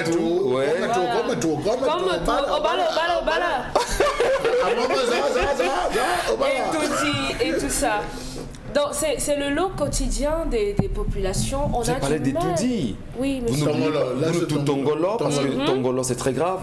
Que ce soit justement au Carrefour Sorcier. Il y a aussi des noms comme ça. Pardon, apprenons à adresser les villes. Carrefour Sorcier. c'est justement à Tongolo, pas très loin de Tongolo. Oui, parce qu'il y a les bus qui vont à Fumban, les bus qui vont à Bafoussam. Et sur l'autre côté, là, à Tongolo, c'est-à-dire que quand vous revenez des feux Tongolo, c'est très grave quand même. Hein. Oui, c'est grave. Et pour ces gens-là, l'essentiel, c'est d'avoir des clients. Peu importe comment on s'arrête, peu importe où on s'arrête, l'essentiel, c'est de faire des rentrées d'argent. Et c'est mal parce que tout ça est simplement la conséquence de ce qu'ils ont appelé, que les autorités appellent la tolérance administrative. Parce que qui dit tolérance administrative, ça veut dire que on sait que ces personnes sont en train de violer les lois, les décrets et autres, mais on le leur permet quand même. Et la conséquence est là. La conséquence est là. On va vous dire, ah, vraiment, si on chasse même encore les gens là, ça va faire des grognes, ils vont faire des bruits, ça va aller en sucette. Et on n'a pas envie que les gens dérangent. Donc on les laisse faire ce qu'ils ont à faire là-bas, tant que nous, puisque quand ils veulent passer, vous savez comment ça se passe. Lorsqu'ils ont tourné au deuxième échangeur là-bas, on met les taxis de côté et ils passent tranquillement pour aller dans leur résidence à Oja et autres de leur côté là-bas. Ils ne sont pas tant que ça dérangés, cher monsieur Mbachou, parce que la plupart du temps, ils prennent des avions, hein. Oui, ils vont prendre l'avion, ils vont aller, ils vont se déplacer. Donc, ils n'empruntent pas ces routes-là et ils ne sont pas assujettis aux mêmes contraintes, aux mêmes astreints, aux mêmes problèmes. Parlons du FECOM, il y a eu énormément de projets. Non seulement il y a eu des gares routières, il y avait également des espaces de jeunesse qui devaient être aménagés par ce même FECOM. Mais qu'est-ce qui a été fait? Rien du tout. Donc, il ne faut rien attendre de ce côté-là. Ça fait disons, on entre dans la 3e année déjà, et rien n'a été fait, mais tous les jours, on a ces genres de personnes. Est-ce que ces gens ne payent pas? Ils ne payent rien pour ce stationnement. Mais on peut le stationnement. Vous voyez donc qu'ils sont dans la légalité. Puisque les personnes autorisées viennent prendre de l'argent et ils donnent. Vous ne pourrez pas leur dire que, mais est-ce que vous avez le droit? Non, mais attendez, quand on parle de stationnement, parce que je peux me perdre, mais j'avoue peut-être mon ignorance sur la question. Oui. Je sais que les taximens, très souvent, payent le stationnement. Mais est-ce que les personnels également payent le stationnement? Est-ce que un bonbon? Les personnels qui font l'autostop, voilà, ne payent pas. Ils ne payent pas le stationnement. Ils payent les chargeurs. Voilà. Juste les apacheurs. Bon, donc le taximan la combien? Ça, c'est la question que se pose. Maintenant, ceux qui sont sur la route régulièrement, ils payent à la mairie. Alors, vous payez le stationnement, vous payez le parking, à un moment donné. Tout cet argent-là, finalement, c'est pour en faire quoi? Mais c'est pour exploiter la route, non? C'est pour exploiter leur agence de voyage. Oui. Vous ne pouvez rien leur dire parce qu'ils donnent de l'argent. Ils le font au vu et au su de tout le monde. Au vu et au su de tout le monde. Si vous voulez faire genre, oh, vous n'avez pas le droit de vous garer ici, vous placez même mal, on va vous scandaliser là-bas. Mais celle-ci, elle se prend même pour qui? Est-ce que tu sais même qu'on paye? Est-ce que tu sais que ouais. Ils font ce qu'ils veulent parce qu'ils ont le bras long, ils ont, souvent les godasses et les chaussures, ils ont des entrées que vous n'avez pas. Donc vous allez venir en voulant être royaliste là, on va vous rappeler à l'ordre. Eux, ils vont vous rappeler à l'ordre. Donc ici, ce qu'on appelle tolérance administrative n'a pas lieu d'être. Étant entendu que d'abord, ça fait 6 mois déjà, donc il est logique que le ministère des Transports nous dise si les 17 agences dont on a parlé au mois de novembre ou octobre, on a parlé de 17 agences qui n'étaient pas dans la légalité. On espère donc que, puisqu'on leur a donné 6 mois, les 6 mois ont été écoulés et qu'ils sont entrés dans les normes. Ça, c'est au niveau de l'agence de voyage. Exercer, oui. On parle également de gares routières, des gens qui garent n'importe comment et qui créent des gares routières. On a parlé d'une agence de voyage ici en haut, non? Au Carrefour, ici. C'est une agence de voyage, non? Karim parlait d'une agence de voyage. Ils sont en pause, hein? Oui, ceux qu'on a suspendus là. Le mandat tourné, c'est des agents de voyage. Ils disent qu'ils sont en pause, mais vous voyez comment ils gagnent en route, non? Sauf s'ils ont aussi payé pour la route. Mais attendez, ce désordre urbain, justement, ça profite donc, on va dire, aux autorités, à l'administration. On crée le désordre et on se sucre sur le dos de ce désordre-là. On ne peut pas permettre en même temps qu'il y ait, on va dire, une belle organisation de la ville. J'ai regardé, Michel, je regardais le journal français hier ou avant-hier, et il y a soit c'est un riverain, ça c'est un maire de la localité qui s'offusquait de ce qu'on était en train de mettre sur pied, une carrière dans les alentours de sa circonscription, et il a engagé les populations pour dire non à ce projet parce que le projet est venu de façon incongrue et on n'a pas tenu compte du caractère nocif de cela. Mais ici alors, est-ce qu'on a des têtes, des chefs qui vont porter la voix au nom des populations, qui vont dire non, on en a marre, parce que agence de voyage rime avec bar et bruit aux alentours. Les agences de voyage sont censées être aux sorties des villes. Mais on partage le voisinage des maisons avec ces agences de voyage-là. Donc vous validez ce qui se passe au moment où nous parlons à Yassa, parce que au Carrefour Yassa c'est devenu autre chose. Ce n'est pas une agence, ils font ça dans une station. Ben, ils ont créé une gare routière là-bas comme ça. Ils font ça dans une station. Mais c'est comme ça que la station prend des frais de location. Parce non, la station permet à la station de vendre son carburant. Mais ils ne font pas un tour, vous arrêtez, vous consommez le carburant, vous partez. Mais vous ne connaissez pas le processus de création des agences de voyage. Il y a un processus. Les agences de voyage au Cameroun doivent naître toujours là où il y a une station-service. Dès qu'on met la station-service, le premier vient garer comme s'il venait prendre un peu de carburant.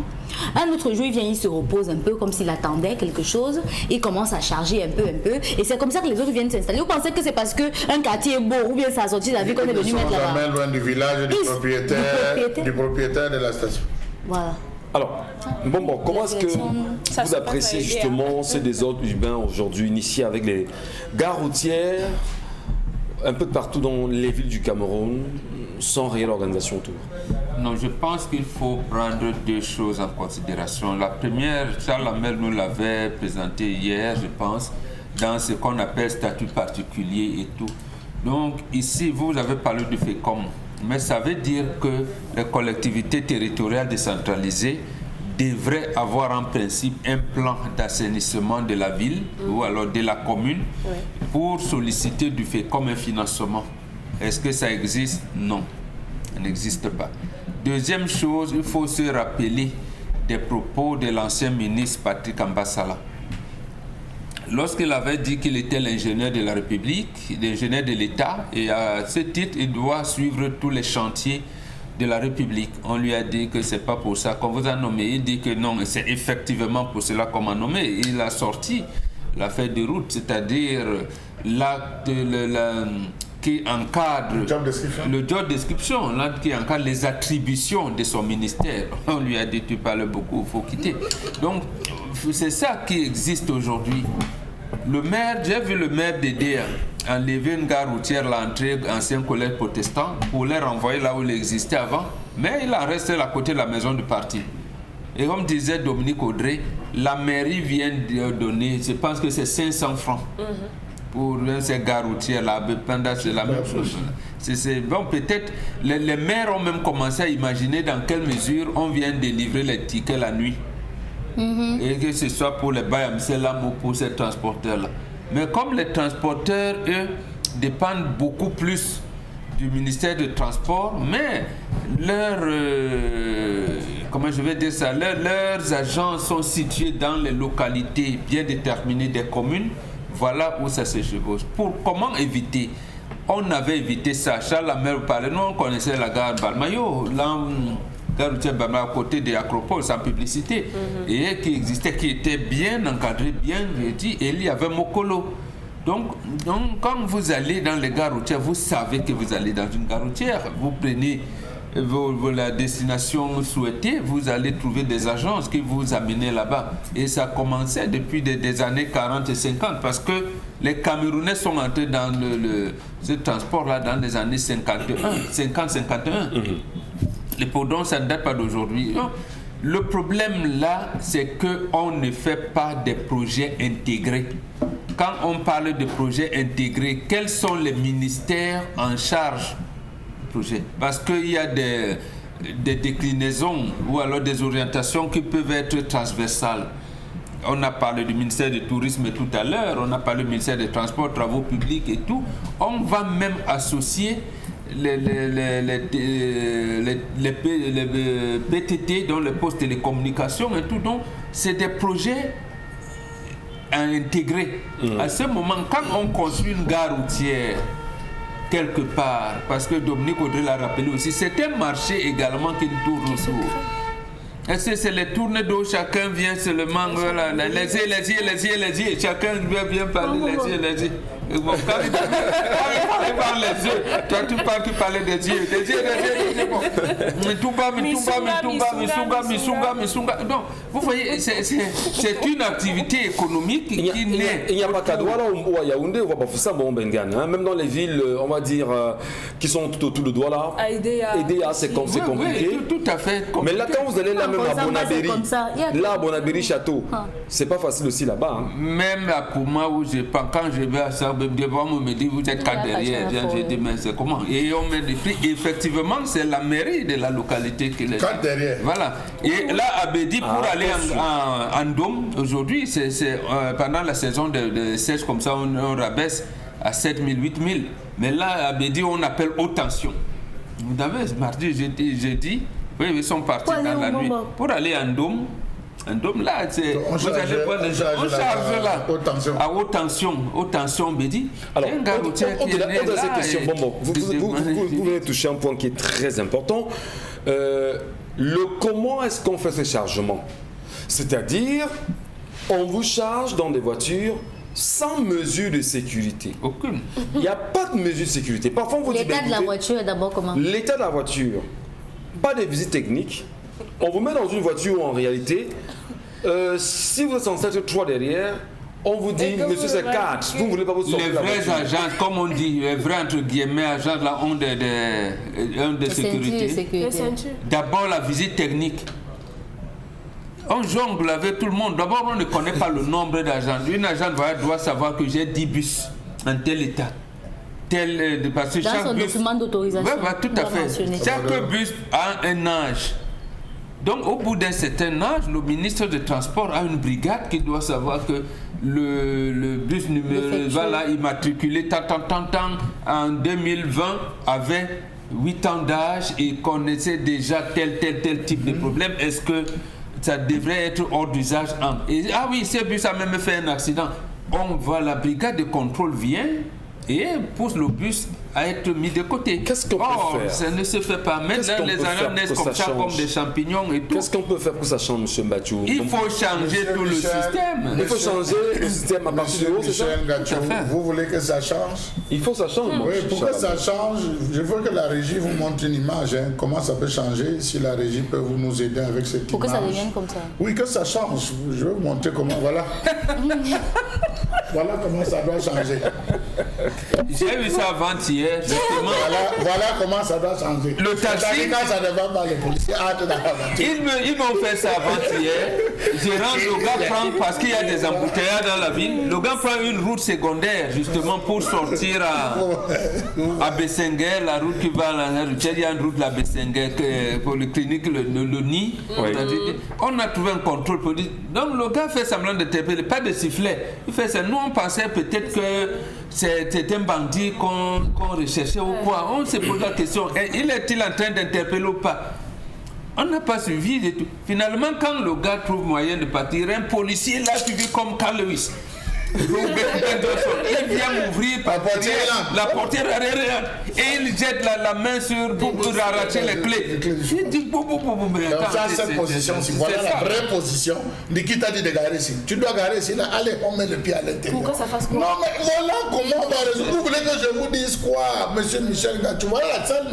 Vous voyez, là, il a garé à un endroit où il ne devait pas garer. Le policier arrive, il dit donne les papiers. Il dit je ne donne pas. Donne les papiers, je ne donne pas. Donne les papiers, j'ai déjà cotisé, je ne donne pas. Donne les papiers, j'ai cotisé. Tu me donnes pas, ok, tu vas voir. On a voilà, ça c'est un cliché que j'ai voulu présenter aujourd'hui. Vous vous rendez compte, monsieur Michel Ngachou, que depuis la CHAN, lorsque les équipes des Lions, pour ceux qui jouaient, c'est pas moi ou là, parce que je ne suis pas ces affaires-là, ceux qui jouaient de où c'est au sport, c'est où? Je ne sais pas. On a dégagé tout l'axe. Oui, je dis quoi? On est arrivé, les commissaires de Sanem, monsieur, dégagez, monsieur, ils se sont exécutés. Mais vous circulez aisément, monsieur Michel Ngachou. Pourquoi est-ce que le maire de la ville ne peut pas aménager des espaces? Regardez le camp des retraités. Derrière Saker, ou c'est en face de Saker, rond-point d'Edo. Vous voyez ceux qui voyagent là. Regardez le coin, on est parti parquer, les gars qui vont à Limbe, les gars qui vont à Monon, les gars qui vont... Regardez où on les a parqués. Oui, c'est quand même un effort pour permettre la fluidité du pont. Mais jusque-là, regardez la gare routière qui s'est improvisée au pont du rond-point. Regardez, malgré les échangeurs, la beauté des échangeurs, regardez le rond-point. Vous avez des gens que vous... Et le drame, je dis bien qu'il faudrait que l'administration sanctionne avec la dernière énergie les individus qui se placent sur la route là.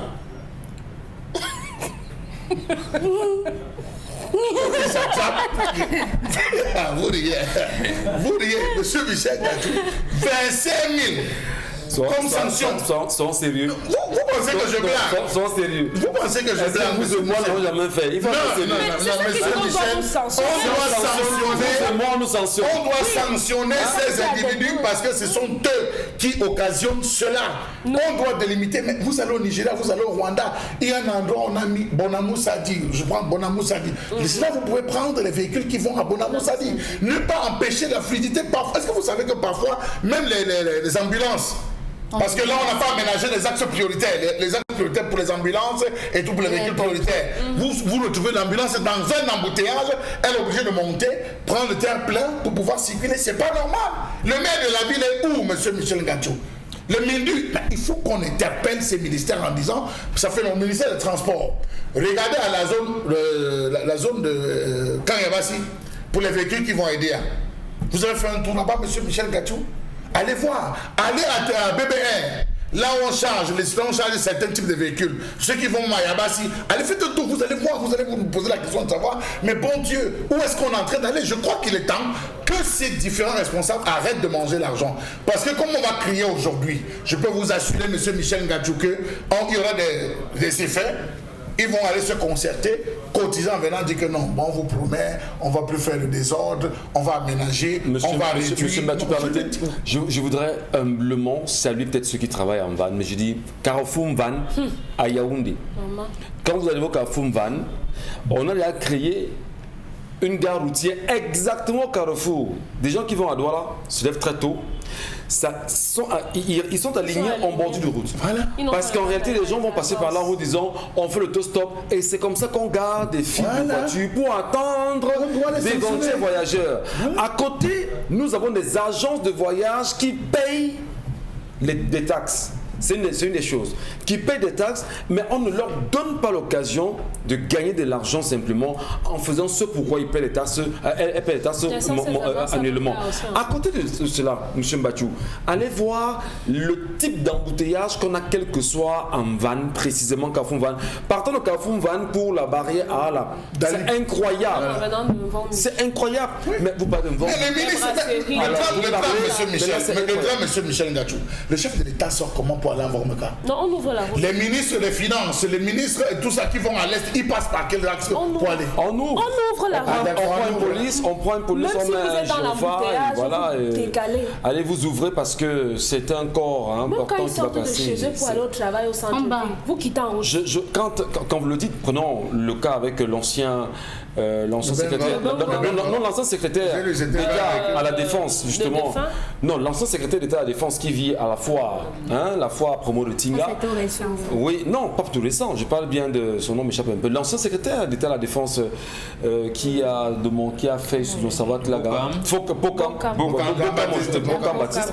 Mais quand Jean-Baptiste Bocan part de la foire pour son bureau, moi je le dis parce que j'ai mes premiers bureaux à l'école de police, mais il faut voir, c'est 4-5 voitures, c'est un motard. On ouvre absolument parce que le ministre passe et va au boulot.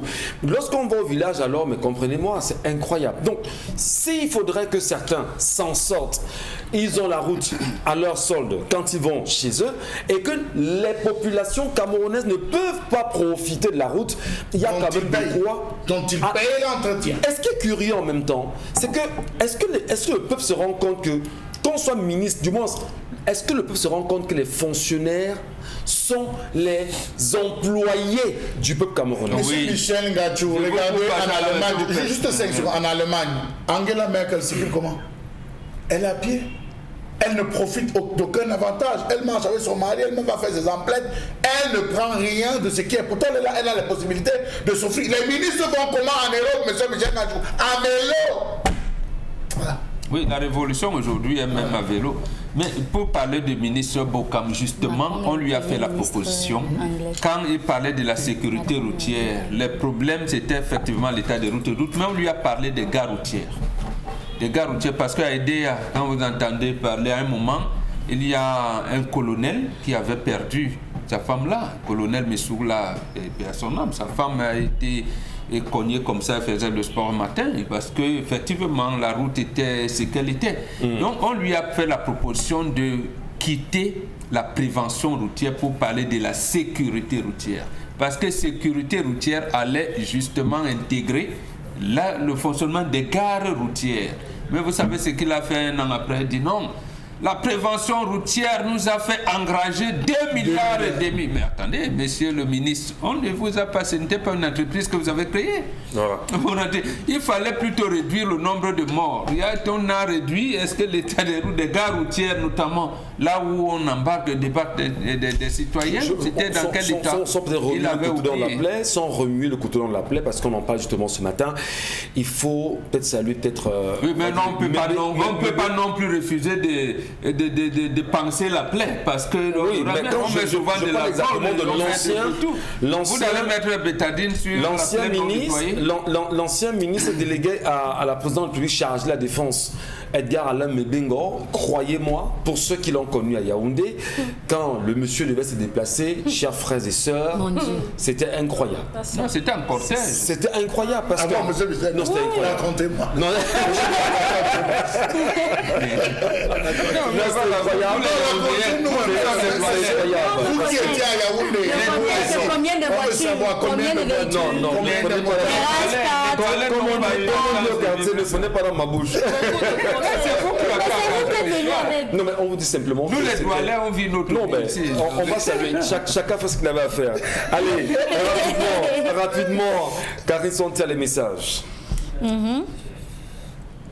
Alors la jeunesse est une jeunesse immature et inconsciente, je dirais même précipitée. Les deux sont naïfs et irresponsables.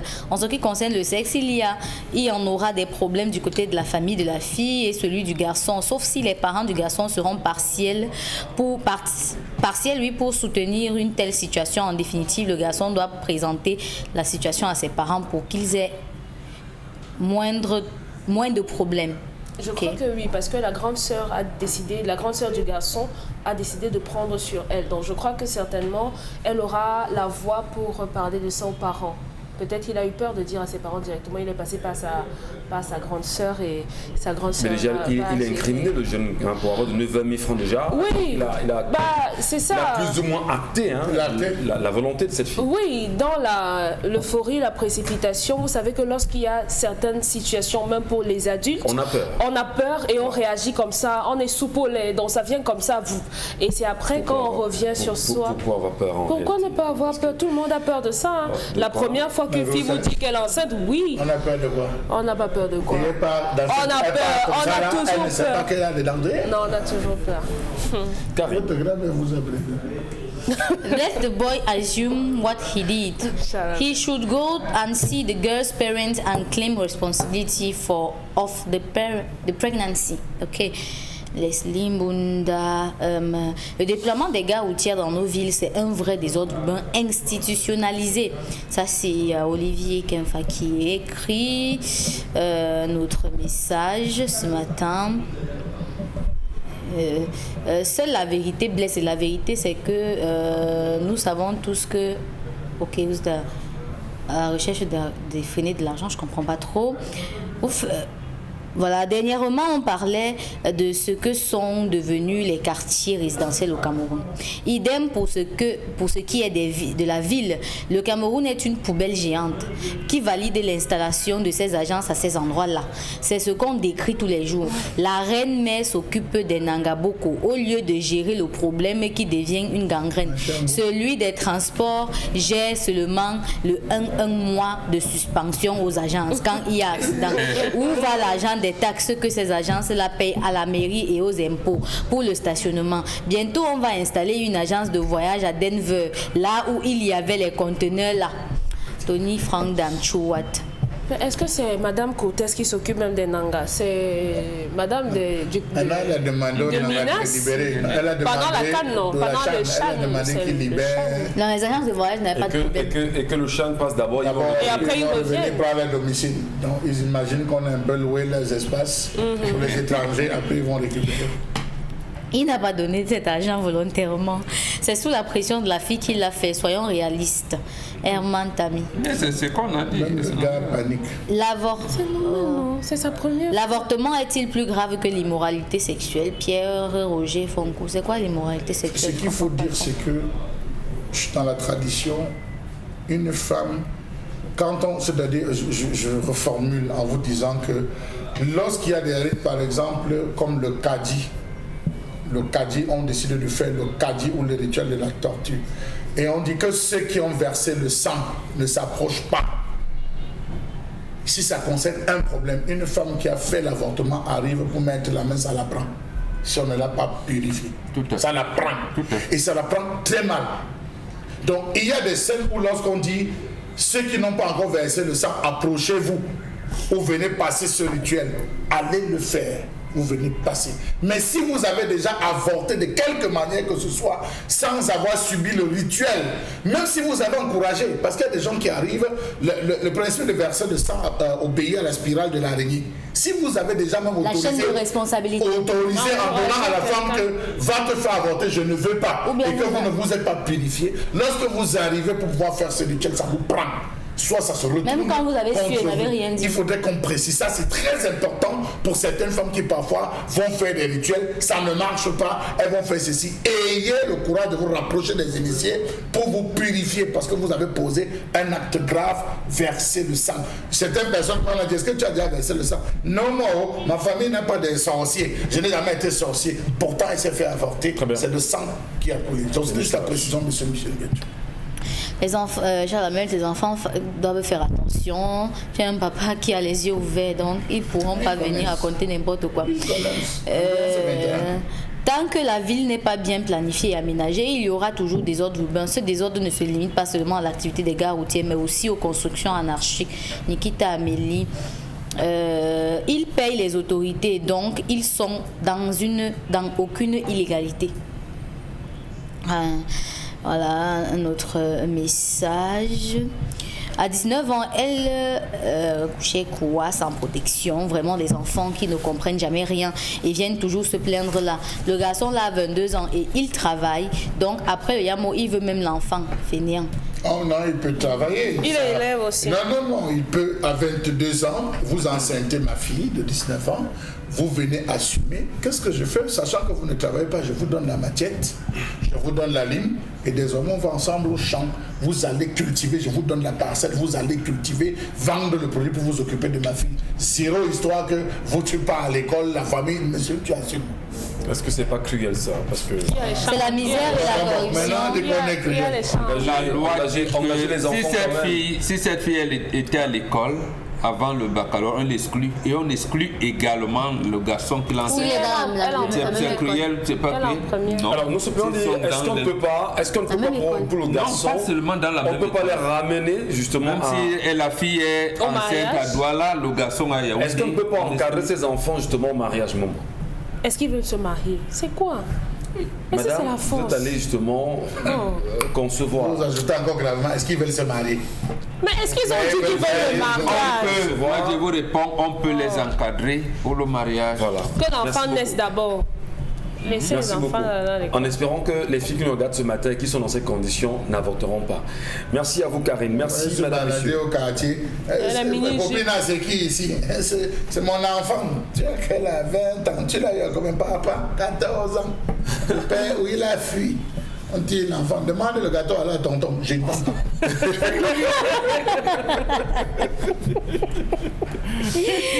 Méchant tonton. Merci, monsieur. Allez, madame, monsieur, le Cameroun bouge. Le Cameroun bouge. Les faits sont assez graves quand même. Aujourd'hui, on parle du Chan et ça semble bien se passer au Cameroun, même si beaucoup pensent qu'on souffre énormément d'embouteillages dans des villes comme Douala. Et pour ce vendredi, pour ceux qui nous regardent, faites très attention parce que la ville, pour ceux qui vont certainement, qui ont des choses à faire dans Aqua, on risquera encore d'avoir des fermetures à des endroits bien précis. Et à Yaoundé également, c'est un peu compliqué. Hein. Donc soyez très forts, soyez courageux en réalité.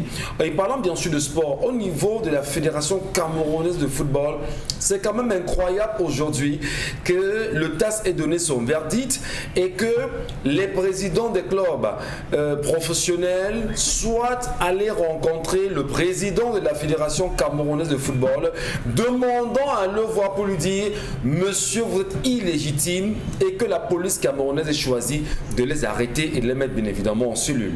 Est-ce que l'actuel président de la Fédération camerounaise de football est légitime au moment où la FIFA semble bien sûr l'encadrer et même le TAS qui voudrait que on vous a destitué d'un fauteuil. L'exécutif a été destitué, mis de côté et on vous dit que pour qu'on puisse préparer de nouvelles élections, c'est le même exécutif ce n'est au Cameroun qu'on voit ça, moment. Oui, tout à fait. C'est-à-dire que c'est quoi ça? Le tribunal prononce le divorce, mais on dit à la femme que... Il faut qu'elle attende l'organisme de mariage. Voilà, rentre dans ton mariage, prépare que ton mari est quelqu'un qui viendra te remplacer. Alors que le tribunal a prononcé le divorce. Comment comprendre la loi? Parce qu'en réalité... Il reste quand même là. Et voilà. Alors moi, ce qui est surprenant, c'est qu'il y a ce qu'on appelle les spécialistes du droit qui tentent de nous convaincre. Analysons quand même, hein, sans vouloir être des donneurs de leçons. Nous sommes en plein Chan, on se prépare à organiser la CAN, on ne peut pas déstabiliser l'ensemble des mécanismes qui ont été mis en place pour l'organisation de la Chan et de la CAN. Pourquoi le TAS a donné ce verdict à l'aube du Chan? Maintenant, permettez-moi aussi de vous dire qu'il n'aime pas le Cameroun. Moi, j'aime pas le football. Je vous le dis, j'aime pas le football. Depuis que les Camerounais sont entrés dans le football, je suis sorti du football. Je me suis retiré du football. Mais je vous dis, en étant un observateur, que on ne peut pas organiser une fête au village, un festival où on doit faire des trucs. Et c'est à ce moment que vous demandez qu'on destitue le chef. C'est pas normal qu'ils organisent, qu'on laisse terminer. Et même ces actions, c'est des personnes toujours tapées dans l'ombre qui vont payer, dépenser de l'argent pour que des gars vont faire ce grabuge. Quand on laisse la compétition finie et après on reprend avec nos problèmes. Est-ce qu'on les a mais ce ne sont pas nos problèmes. Le comité de normalisation existe depuis qu'il y a Mohamed Nadia. Je pense que le comité de normalisation nous a amenés au Brésil en 2014. Je pense que Joseph, on a doublé le mandat. Emmanuel, comment l'appeler, Happy est venu, Maître Happy est venu. Non, c'est pas normal. Et on ne va pas dire à la justice de donner le résultat aujourd'hui ou demain ou avant hier. Non, là, c'est son notard et ça doit nous suivre. Ça doit nous suivre, qu'on le veuille ou non, ça doit nous suivre. Est-ce que on attendait le même DAS a fait quoi? On a enlevé Amahamat, non? Au moment où il venait de déposer son dossier de candidature pour renouvellement de son mandat, on lui dit non. C'est là où on dit que tu n'es plus. C'est bien dommage. Alors qu'on préparait, non. On va justement suivre ce dossier, madame, monsieur. La CAF et non, la Fédération camerounaise de football est en mouvement. Est-ce que Seydou Momo Douya va rester? Quel est le jeu mené aujourd'hui par la FIFA?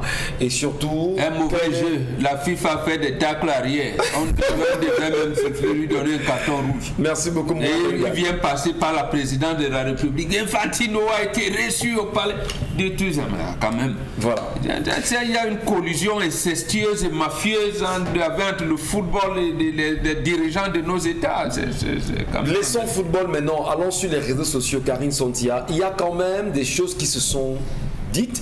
C'est les 24 heures sur la toile, n'est-ce pas? Oui, il y a un sujet qui est très fâcheux quand même. Ah bon? Oui, qui est très fâcheux sur la toile. Une jeune fille, une petite fille, je pense environ 4 ans, qui témoigne qu'elle a été victime des attouchements sexuels dans son établissement scolaire. On va vous permettre d'écouter ce qu'elle dit avec le concours de la réalisation. Attouchement. Et qu'elle t'amène comme ça, tu es seule. Ma copine. Eh bien, tu as dit que ta copine s'appelle comment? Olivia. Olivia. Donc, elle te prend avec Olivia, elle vous amène aux toilettes. Elle met son doigt. Non, elle a la même localisation de Olivia. Alors, voilà. C'est vrai que on est... Oh non, c'est bon, on ne peut pas aller En très fait, loin. la petite raconte... Les mots sont assez durs quand même pour la télévision. Hein, voilà. C'est les mêmes mots que les gens n'arrivent pas. Oui, mais écoutez... En fait, ce que je veux vous expliquer... La déontologie, un certain nombre de choses. Ce que la petite... Oui. Monsieur Michel, ne laissez pas. Monsieur Michel, on va y aller. Laissez-moi vous expliquer cela aux vidéos. À la parole. Alors, ce que la petite raconte dans cette vidéo, c'est que à l'école, il y a la maîtresse qui amène sa copine et elle aux toilettes et elle fait les attouchements sexuels aux enfants. Voilà. Bon, le témoin de la petite est assez grave quand même, hein, parce que... Vous l'avez écouté? Je l'ai écouté justement, c'est assez grave, les mots sont assez durs. Et voilà, comment est-ce qu'on apprécie... Parce qu'on faut parle... pas que vous atténuez le sujet avec parce que les mots sont durs, hein, parce que la manière que vous le dites, c'est comme si vous vouliez qu'on taise le sujet juste parce que les mots sont durs. Il faut exprimer ce sujet avec les termes adéquats. Non, Karine, en réalité c'est qu'en... Faut pas maquiller le sujet. Non, on ne maquille pas, on condamne avec toute l'énergie et la dernière qui soit possible de tes attouchements sur nos enfants quand même. Il y a des parents qui nous regardent ce matin et qui seront mal de le voir. Monsieur Michel Ngachou, nous étions en 2017, un monsieur sortant avec une dame. La dame l'a barré, comme on dit au quartier, elle l'a barré. Le gars, pour se venger, a fait une vidéo qui a circulé sur les réseaux sociaux. Il a pris son phallus qu'il a envoyé dans la bouche de l'enfant, lui demandant de sucer ça. Vous avez 5 ans. Oui. Vous avez vu ça circuler sur les réseaux sociaux. Pourquoi vous voulez, tous les jours, elles se battent à défendre, après vous allez dire les associations de femmes ne font rien. L'enfant doit expliquer ce qui lui est arrivé. C'est compliqué, monsieur Michel Ngachou. À force de dire qu'il faut respecter, oui, je suis d'accord, respectons la déontologie, ça permet aux pervers de continuer à fonctionner. On embellit la phrase. Dans mon village, il n'y a pas internet. Et si on ne voit pas ça à la télé ou bien si on n'entend pas, personne ne saura que ma petite nièce ou bien l'enfant de mon frère ou de la voisine peut subir ça. Donc vous voulez dire qu'on ne doit pas dire aux enfants que si tonton te touche ton caleçon, parce que apparemment c'est le mot qui dérange. Ici même c'est la maîtresse. C'est la maîtresse. Imaginez vous accompagnez votre enfant à la maternelle parce que les maîtresses sont censées raccompagner les enfants quand ils veulent faire leurs besoins. Elles sont censées, c'est un devoir pour elles. Elle arrive aux toilettes et puis elle fait ce genre de choses à votre enfant. Quand vous regardez la vidéo, à un moment donné, l'enfant commence à pleurer et elle tape ses pieds. Oui. Et vous voulez qu'on dise que... Non, écoutez, on va respecter les canons. Vous savez, aujourd'hui, nous sommes Equinox et puis il y a des cibles en même temps. On vous dira plus tard que le CNC vous a frappé parce que vous avez laissé des images choquantes et des propos choquants. Alors, non, ne leur donnons pas l'occasion de frapper, mais nous écoutons. Tout à fait. Je vous comprends. On a dit justement. Monsieur Ngachou n'exclut pas le commentaire, mais ne veut pas qu'on expose des images. Voilà, laissons que ces images, on peut en parler, je vous en prie. Non, Karine a expliqué ce qu'il y a dans la vidéo en montrant. Et moi, je pense que premièrement, c'est bien de le faire. Et la petite, sûrement, elle est dans une bonne famille, qui on lui apprend à ne pas, comment je vais dire, à ne pas transformer son ventre en magasin. Oui. J'ai entendu aussi ça au quartier. Donc, elle doit dénoncer tout ce qui est contraire à la morale qu'on lui a prise à la maison. Et c'est bien pour elle. Elle est en tenue, ça veut dire que la maîtresse là sera facilement identifiable. Voilà. Maintenant, l'autre chose la plus, j'allais dire, sordide et nauséabonde c'est ce qui était dans contenu au programme des élèves de classe de 5e il y a 2 ans. Par exemple, et ça on a annulé et la commission du livre voulait nous faire savoir qu'on peut apprendre. C'est le côté pervers de l'Occident qui est en train d'être injecté comme ça. À bien voir, cette femme, elle est lesbienne. Elle est lesbienne et tout comme dernièrement, Karine encore, je pense hier ou avant-hier, nous a montré comment les vieillards viennent sodomiser les filles. Donc, quand nous sommes en face d'une colonie satanique, il faut bien les condamner, les identifier, les condamner comme tels. Donc on ne peut pas biaiser parce que demain on va nous dire ah oui, et le gouvernement américain a dit que les droits de l'homme, laisser les filles épouser les filles, laisser les hommes épouser. Quand on commence à initier les enfants dans le lesbianisme, l'homosexualité, pourquoi est-ce qu'on demande? Parce qu'il faut expliquer cela aux téléspectateurs et également. On ne peut pas le faire parce qu'on est encore sur une enquête. On tente de tout faire pour vous donner la parole à la maîtresse en question. Un enfant ne peut pas inventer ce genre de choses. D'abord, on n'a pas donné le nom de la maîtresse. Voilà, on a dit que les maîtresses se comportent comme telles. Il y a un vieillard de 72 ans qui a violé une fille à PK12 à côté de nous. Elle a fui. Cette enfant est une actrice. Elle est une actrice. Elle joue dans la comédie.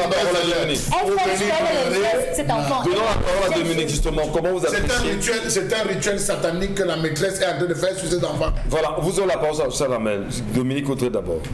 Moi, j'ai même pas trop envie de parler. Parce que... On doit les brûler, Dominique.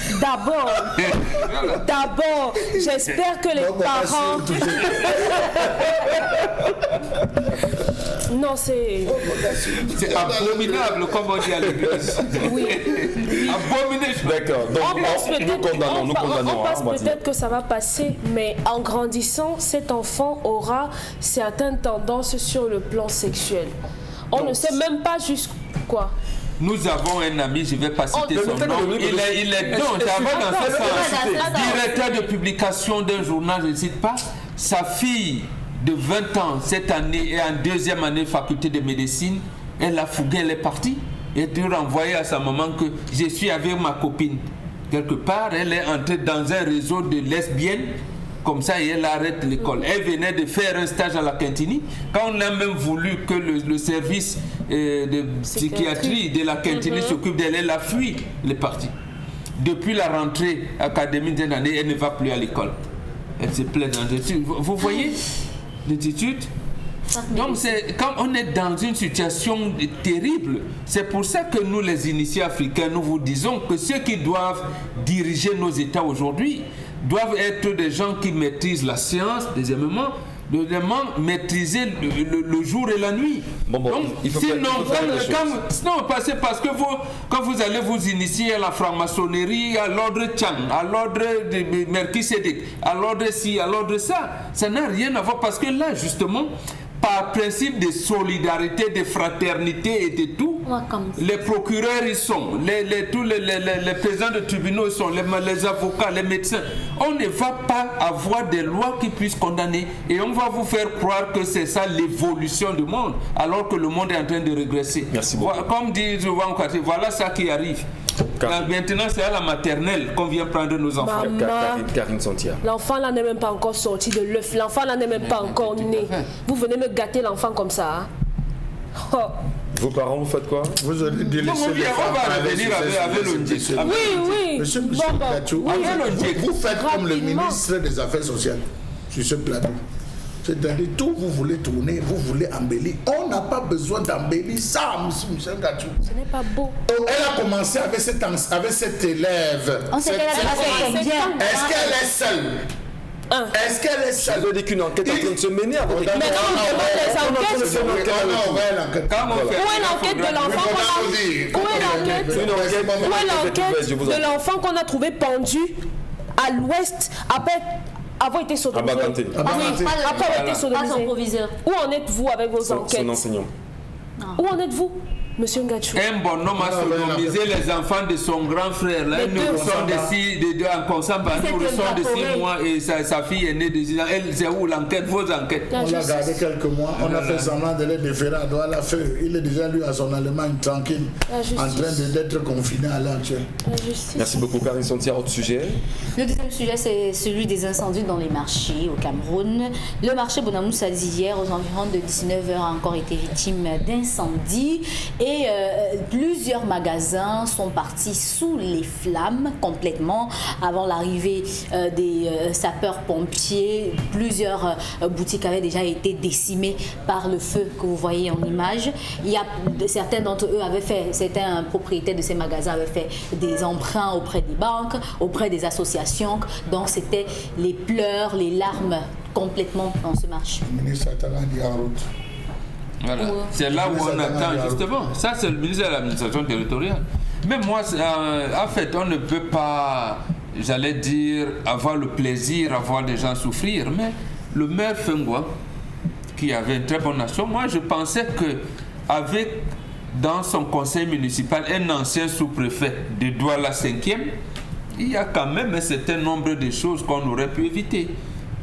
Et on aurait pu, parce que lui, comme hier, autorité administrative dans la même zone, est venu entrer dans la liste avec quelqu'un dans le quartier, il y a des choses qu'on doit intégrer comme axe prioritaire dans leur déploiement.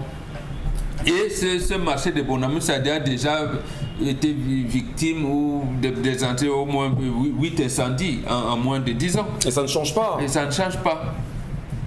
Qu'est-ce qu'on peut bien faire, Charles Hamel, dans ce cas? Monsieur Michel, on interpelle qui? Le maire? Nous avons ça fait l'objet d'une colère ici avec vous. Oui. On a décrié les salubrités premières du marché de Bonamou Sadi. On a décrié la promiscuité de ce marché. Je pense que si on rentre dans les archives d'Equinox, on va retrouver cette chronique qui avait été faite, cette colère qui avait été faite sur l'état de ce marché, qui partait déjà de l'intérieur jusqu'aux abords de la chaussée. On avait des gens, on a décrié le fait que certaines personnes abîmaient déjà la chaussée en venant exposer. On a abordé la question des comptoirs qui se construisaient aux abords des, comment vous appelez ça, des bacs à ordures. Ça, c'était sous l'ère et Banda Gustave, de monsieur le maire et Banda Gustave.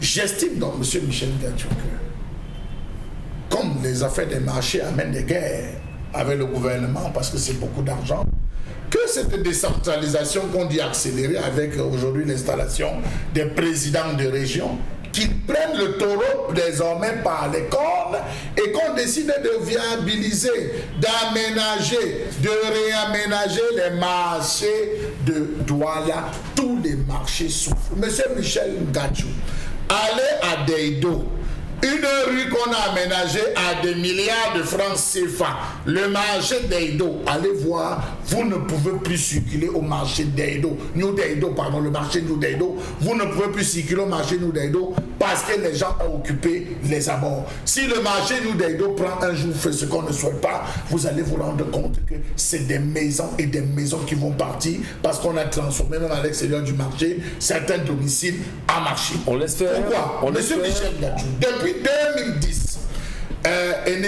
AESONEL, à son époque, avait lancé la politique d'assainissement des marchés, stratégie de branchement et tout et sort.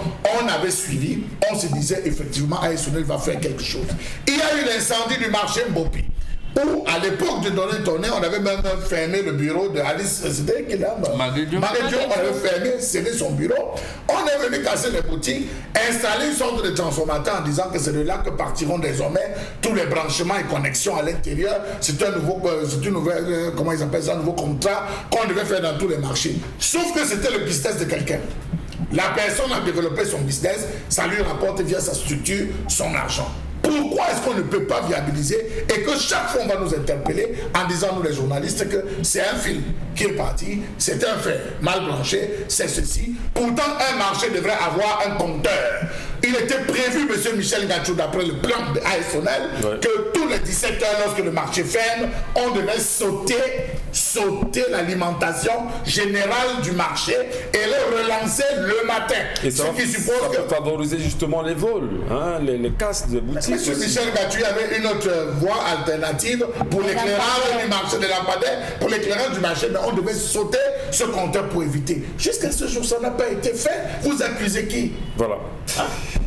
Nous vous remercions, cher Lamem Bachou, Dominique Audrey, Bonbon Bengan, Karine Santia pour cette semaine passée, bien sûr. Voilà, ça va très vite en même temps. Vous voulez qu'on arrête là? Vous voulez qu'on parle encore, qu'on prolonge? Vous êtes comme ceux qui demandent qu'on ajoute 1 heure au Zénith sur les réseaux sociaux. Bah écoutez, madame, messieurs, mais n'oubliez pas. Mais nous vous remercions humblement, madame, messieurs, pour vous qui nous regardez chaque jour, pour vous qui nous passez également vos critiques constructives tous les jours. On s'améliore pour vous et par vous en même temps. N'oubliez pas que notre leitmotiv ici, c'est de vous inviter à penser aux affaires de la nation. Faites la politique. Faire la politique ne veut pas forcément dire adhérer à un parti politique. Pensez aux affaires politiques parce que les affaires politiques sont les affaires de tout le monde. Les affaires de tout le monde sont des affaires politiques. Si vous ne faites pas la politique va vous faire. Et au pire des cas, elle va vous broyer. À lundi, 10h.